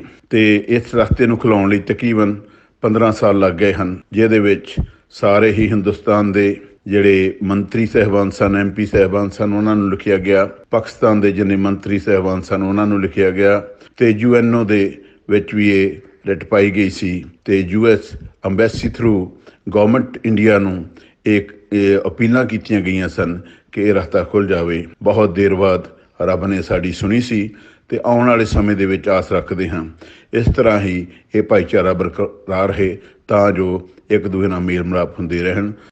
28 ਨਵੰਬਰ 2018 ਤੋਂ 9 ਨਵੰਬਰ 2019 ਸ੍ਰੀ ਗੁਰੂ ਨਾਨਕ ਦੇਵ ਜੀ ਦਾ 550 ਸਾਲਾ ਪ੍ਰਕਾਸ਼ ਦਿਹਾੜਾ ਆਉਣ ਵਾਲਾ ਸੀ। ਪਾਕਿਸਤਾਨ ਵਿੱਚ ਇਮਰਾਨ ਖਾਨ ਦੀ ਸਰਕਾਰ ਬਣ ਗਈ। ਨਵਾਂ ਪਾਕਿਸਤਾਨ ਦਾ ਨਾਅਰਾ ਸੀ। ਦੁਨੀਆ ਵਿੱਚ ਆਪਣੀ ਦਿੱਖ ਨੂੰ ਸੁਧਾਰਨ ਦਾ ਮਸਲਾ ਵੀ ਸੀ। ਨਵਜੋਤ ਸਿੱਧੂ ਨਾਲ ਦੋਸਤੀ ਵੀ ਸੀ। ਅਰਦਾਸਾਂ ਦੀ ਬਰਕਤ ਸੀ। 1947 ਵੰਡ ਦੀਆਂ ਵਿਛੜੀਆਂ ਬਾਹਾਂ ਦੀ ਉਡੀਕ ਸੀ। 28 ਨਵੰਬਰ ਨੂੰ ਪਾਕਿਸਤਾਨ ਨੇ ਕਰਤਾਰਪੁਰ ਸਾਹਿਬ ਲਾਂਘੇ ਦਾ ਨੀਂਹ ਪੱਥਰ ਰੱਖਿਆ ਅਤੇ ਇਸ ਤੋਂ ਪਹਿਲਾਂ 26 ਨਵੰਬਰ ਨੂੰ ਭਾਰਤ ਵਾਲੇ ਪਾਸੇ ਭਾਰਤ ਨੇ ਨੀਂਹ ਪੱਥਰ ਰੱਖਿਆ। ਯਾਰਾ ਵੇਖਿਆ 5 ਸਦੀਆਂ ਪਰਤ ਕੇ। ਜਸ ਹੈ ਬਾਬਾ ਜੀ ਦਾ ਕਿ ਨਾਨਕ ਜੀਵਨ ਹੈ ਬਲਕਾਰ, ਵਾਜੇ ਵੱਜਦੇ ਪਾਰ ਉਰਾਰ। ਨਾਨਕ ਜੀਵਨ ਭੇਤ ਦਸਾਇਆ, ਨੇਰੀ ਬਸਤੀ ਨੂੰ ਰੁਸ਼ਨਾਇਆ। ਜੀਵਨ ਦੀ ਅੱਖ ਸੁਰਮਾ ਪਾਇਆ, ਉਲਫਤ ਦੀ ਹੈ ਕਰਦਾ ਕਾਰ। ਨਾਨਕ ਜੀਵਨ ਹੈ ਬਲਕਾਰ, ਵਾਜੇ ਵੱਜਦੇ ਪਾਰ ਉਰਾਰ। ਉਹ ਸਭ ਨੂੰ ਸੀਨੇ ਲਾਵੇ, ਡੁੱਬਦੇ ਬੇੜੇ ਪਾਰ ਲਗਾਵੇ। ਘਰ ਘਰ ਸੱਚ ਦਾ ਦੀਪ ਜਗਾਵੇ, ਉਹ ਦੁਖੀਆਂ ਦਾ ਪਾਲਣਹਾਰ। ਨਾਨਕ ਜੀਵਨ ਹੈ ਬਲਕਾਰ, ਵਾਜੇ ਵੱਜਦੇ ਪਾਰ ਉਰਾਰ। ਨਾਨਕ ਉਲਫਤ ਕਾਰ ਕਮਾਈ, ਡੁੱਬਦੀ ਬੇੜੀ ਬੰਨੇ ਲਾਈ। ਰੱਬ ਦੀ ਮੂਰਤ ਆਣ ਵਿਖਾਈ, ਉਹਨੇ ਦੱਸਿਆ ਇੱਕ ਓਂਕਾਰ। ਨਾਨਕ ਜੀਵਨ ਹੈ ਬਲਕਾਰ, ਵਾਜੇ ਵੱਜਦੇ ਪਾਰ ਉਰਾਰ। ਉਸਨੇ ਸੱਚ ਦਾ ਸੌਦਾ ਕੀਤਾ, ਜਗ ਦਾ ਪਾਟਾ ਗਲਮਾ ਸੀਤਾ। ਅੰਮ੍ਰਿਤ ਪਿਆਰ ਪਿਆਲਾ ਪੀਤਾ, ਨਾਨਕ ਸਖੀਆਂ ਦਾ ਸਰਦਾਰ। ਨਾਨਕ ਜੀਵਨ ਹੈ ਬਲਕਾਰ, ਵਾਜੇ ਵੱਜਦੇ ਪਾਰ ਉਰਾਰ। ਕਰਤਾਰਪੁਰ ਸਾਹਿਬ ਸਾਡੇ ਪਿੰਡੋਂ ਕੋਈ 40 ਕਿਲੋਮੀਟਰ ਦੂਰ। ਪਹਿਲੀ ਦਫਾ ਮੈਂ ਕੋਈ 25 ਸਾਲ ਪਹਿਲਾਂ ਮੇਰੇ ਕੋਲ ਰਤਨ ਸਿੰਘ ਰੱਤੀ ਜਬਲਪੁਰ ਮੱਧਿਆ ਪ੍ਰਦੇਸ਼ ਤੋਂ ਆਏ। ਉਹ ਇਸ ਇਲਾਕੇ ਦੇ ਰਹਿਣ ਵਾਲੇ ਸਨ ਅਤੇ ਉਹਨਾਂ ਮੈਨੂੰ ਕਿਹਾ ਕਿ ਮੈਂ ਉੱਥੇ ਜਾਣਾ ਕਰਤਾਰਪੁਰ ਸਾਹਿਬ। ਅਤੇ ਜਦੋਂ ਅਸੀਂ ਉੱਥੇ ਗਏ ਅਤੇ ਸ਼ੱਕਰਗੜ੍ਹ ਦੀ ਸੜਕ ਤੋਂ ਉਤਰ ਕੇ ਕੋਈ ਰਾਹ ਨਹੀਂ ਸੀ, ਕੋਈ ਖਹਿੜਾ ਨਹੀਂ ਸੀ। ਅਤੇ ਪਰਲੇ ਪਾਸਿਓਂ ਜਿੱਥੇ ਹੁਣ ਸੜਕ ਬਣੀ ਉਹਦੇ ਨਾਲ ਹੀ ਪਿੰਡ ਜਿਹੜਾ ਦੋਦੇ ਹੈ, ਉਸ ਦੋਦੇ ਪਿੰਡ ਦੇ ਕੋਲ ਨਾਲਾ ਵਗਦਾ ਸੀ। ਉਹਦੇ 'ਚ ਲੱਖ ਲੱਖ ਪਾਣੀ, ਅਤੇ ਉੱਦਣ ਕੁਝ ਜ਼ਿਆਦਾ ਹੀ ਪਾਣੀ ਸੀ। ਉਹ ਸਾਰੇ ਕੱਪੜੇ ਵੀ ਸਾਡੇ ਭਿੱਜ ਗਏ। ਬਹਰਹਾਲ ਅਸੀਂ ਲੰਘ ਗਏ ਅਤੇ ਉੱਥੇ ਜਦੋਂ ਗਏ ਤਾਂ ਬੜੀ ਤਕਲੀਫ ਵਾਲੀ ਗੱਲ ਸੀ। ਘੱਟਾ ਮਿੱਟੀ ਹਰ ਪਾਸੇ ਖਿਲ ਰਿਹਾ ਸੀ ਅਤੇ ਬੜੀ ਲਾਵਾਰਸੀ ਸੀ ਵੇਖ ਕੇ ਕਿ ਐਡਾ ਸਥਾਨ ਹੈ। ਬਾਬਾ ਗੁਰੂ ਨਾਨਕ ਦੇਵ ਜੀ ਨੇ ਇੱਥੇ ਰਹਿ ਕੇ ਮੁਹੱਬਤ ਪਿਆਰ ਦੀ ਜੋਤ ਜਗਾਈ ਅਤੇ ਸੰਗਤਾਂ ਨੂੰ ਸਾਂਝਾ ਪਿਆਰ ਵਰਦਾਨ ਕੀਤਾ, ਪੁੰਨ ਦਾਨ ਕੀਤਾ। ਅਤੇ ਅੱਜ ਇਹਦਾ ਕੀ ਹਾਲ ਹੈ ਅਤੇ ਜ਼ਾਹਰ ਅੱਖੀਆਂ 'ਚ ਹੰਝੂ ਉਤਰ ਆਏ। ਪਰ ਸਾਡੇ ਇਹ ਹੀ ਕਰ ਸਕਦੇ ਸਾਂ, ਇਹੀ ਕੀਤਾ। ਤੋ ਉਹ ਮੈਂ ਉਦੋਂ ਪਹਿਲੀ ਦਫਾ ਗਿਆ ਸਾਂ। ਕਰਤਾਰਪੁਰ ਸਾਹਿਬ ਦਾ ਜਿਹੜਾ ਗੁਰਦੁਆਰਾ ਸਾਹਿਬ ਹੈ ਜੀ, ਸਾਂਝੇ ਪੰਜਾਬ ਦੀਆਂ ਜਿਹੜੀਆਂ ਸਾਂਝਾਂ ਵਧਾਉਣ ਵਾਸਤੇ ਮੈਂ ਸਮਝਦਾ ਕਿ ਕਿਉਂਕਿ ਬਹੁਤ ਹੀ ਨੇੜੇ ਹੈ ਉਹ ਬਾਰਡਰ ਦੇ, ਔਰ ਦੋਵਾਂ ਸਾਈਡਾਂ ਦੇ ਲੋਕੀ ਆਉਂਦੇ ਜਾਂਦੇ, ਪਹਿਲੀ ਦਫਾ ਲੋਕਾਂ ਦੇ ਝਾਕੇ ਖੁੱਲ੍ਹੇ। ਉਹ ਲੋਕੀ ਜਿਹੜੇ ਇੱਕ ਦੂਜੇ ਨੂੰ ਬੜੀ ਹੈਰਾਨੀ ਨਾਲ ਦੂਰੋਂ ਦੂਰੋਂ ਵੇਖਦੇ ਸੀ, ਜਦੋਂ ਨੇੜੇ ਹੋ ਕੇ ਇੱਕ ਦੂਜੇ ਨੂੰ ਮਿਲੇ ਅਤੇ ਪਤਾ ਲੱਗਾ ਅਸੀਂ ਇੱਕੋ ਨਸਲ, ਇੱਕੋ ਬੋਲੀ, ਸਾਡਾ ਰੰਗ ਰੂਪ ਵੀ ਇੱਕੋ ਜਿਹਾ ਅਤੇ ਬੋਲ ਬੁਲਾਰਾ ਵੀ ਇੱਕੋ ਜਿਹਾ।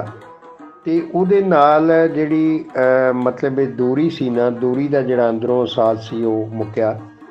ਤੋ ਮੈਂ ਸਮਝਦਾ ਕਿ ਕਰਤਾਰਪੁਰ ਸਾਹਿਬ ਦਾ ਜਿਹੜਾ ਲਾਂਘਾ ਹੈ ਉਹਦੇ ਨਾਲ ਸਭ ਤੋਂ ਵੱਡਾ ਫਾਇਦਾ ਜਿਹੜਾ ਇੱਧਰ ਵਾਲੇ ਪੰਜਾਬ ਨੂੰ ਅਤੇ ਉੱਧਰ ਵਾਲੇ ਪੰਜਾਬ ਦੇ ਲੋਕਾਂ ਨੂੰ ਹੋਇਆ, ਉਹ ਇਹ ਹੀ ਹੈ ਕਿ ਜਿਹੜੀਆਂ ਭੁਲੇਖੇ ਸਨ, ਭੁੱਲਾਂ ਭੁਲੇਖੇ ਜਾਂ ਇੱਕ ਦੂਜੇ ਦੇ ਬਾਰੇ 'ਚ ਗਲਤਫਹਿਮੀਆਂ ਪਾਈਆਂ ਗਈਆਂ ਜਾਂ ਪੈ ਗਈਆਂ, ਉਹ ਬਹੁਤ ਜ਼ਿਆਦਾ ਦੂਰ ਹੋ ਗਈਆਂ। ਅਤੇ ਪੰਜਾਬੀ 'ਚ ਆਖਦੇ ਨੇ ਕਿ ਮੂੰਹ ਜੁੱਟਣ ਅਤੇ ਕੂੜ ਨਖੁੱਟਣ। ਜਦੋਂ ਲੋਕ ਇਕੱਠੇ ਹੋ ਕੇ ਬਹਿੰਦੇ ਨੇ ਅਤੇ ਫਿਰ ਜਿਹੜੇ ਝੂਠ ਹੁੰਦੇ ਨੇ ਉਹ ਨਖੁੱਟ ਜਾਂਦੇ ਨੇ, ਉਹ ਮੁੱਕ ਜਾਂਦੇ ਨੇ। ਤੋ ਇਹਦੇ ਨਾਲ ਬਹੁਤ ਜ਼ਿਆਦਾ ਜਿਹੜੀ ਸਾਂਝ, ਜਿਹੜੀ ਆਪਸੀ ਸਾਂਝ ਸੀ ਲੋਕਾਂ ਦੀ, ਨੇੜਤਾ, ਉਹ ਵਧਣ ਦਾ ਇੱਕ ਕਾਰਨ ਬਣਿਆ।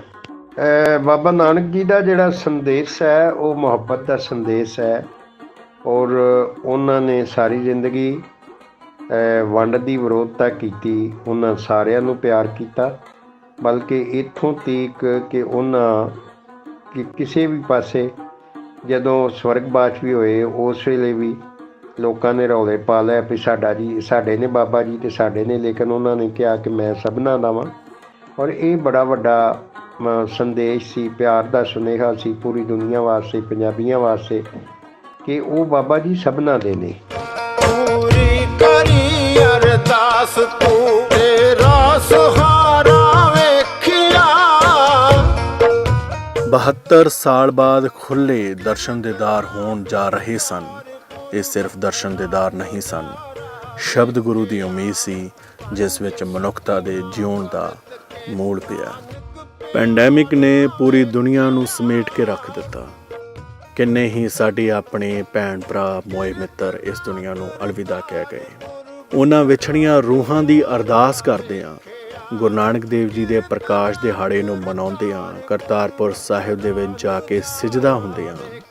ਸੈਂਟਰਲ ਏਸ਼ੀਆ ਦੇ ਇਸ ਖੂਬਸੂਰਤ ਲਾਂਘੇ ਦੇ ਉੱਤੇ ਅਰਦਾਸ ਕਰਨੀ ਬਣਦੀ ਹੈ ਪੂਰੀ ਮਨੁੱਖਤਾ ਦੇ ਲਈ, ਸਰਬੱਤ ਦੇ ਭਲੇ ਲਈ। ਕਰਤਾਰਪੁਰ ਸਾਹਿਬ ਸਾਡਾ ਪੋਡਕਾਸਟ ਕਿਵੇਂ ਦਾ ਲੱਗਾ, ਇਸ ਬਾਰੇ ਸਾਨੂੰ ਫੀਡਬੈਕ ਜ਼ਰੂਰ ਦਿਓ। ਆਪਣੇ ਦੋਸਤ ਹਰਪ੍ਰੀਤ ਸਿੰਘ ਕਾਲੂ ਨੂੰ ਦਿਓ ਇਜਾਜ਼ਤ। ਤੁਸੀਂ ਸੁਣ ਰਹੇ ਸੀ ਅੱਜ ਦੀ ਅਨਮਿਊਟ, ਅਤੇ ਦੀ ਅਨਮਿਊਟ ਨੂੰ ਲਾਈਕ ਕਰੋ, ਸ਼ੇਅਰ ਕਰੋ, ਸਬਸਕ੍ਰਾਈਬ ਕਰੋ। ਰੱਬ ਰਾਖਾ। 5 ਸਦੀਆਂ ਪਰਤ ਕੇ, 5 ਸਦੀਆਂ ਪਰਤ ਕੇ ਨਾਨਕ ਪਿਆਰਾ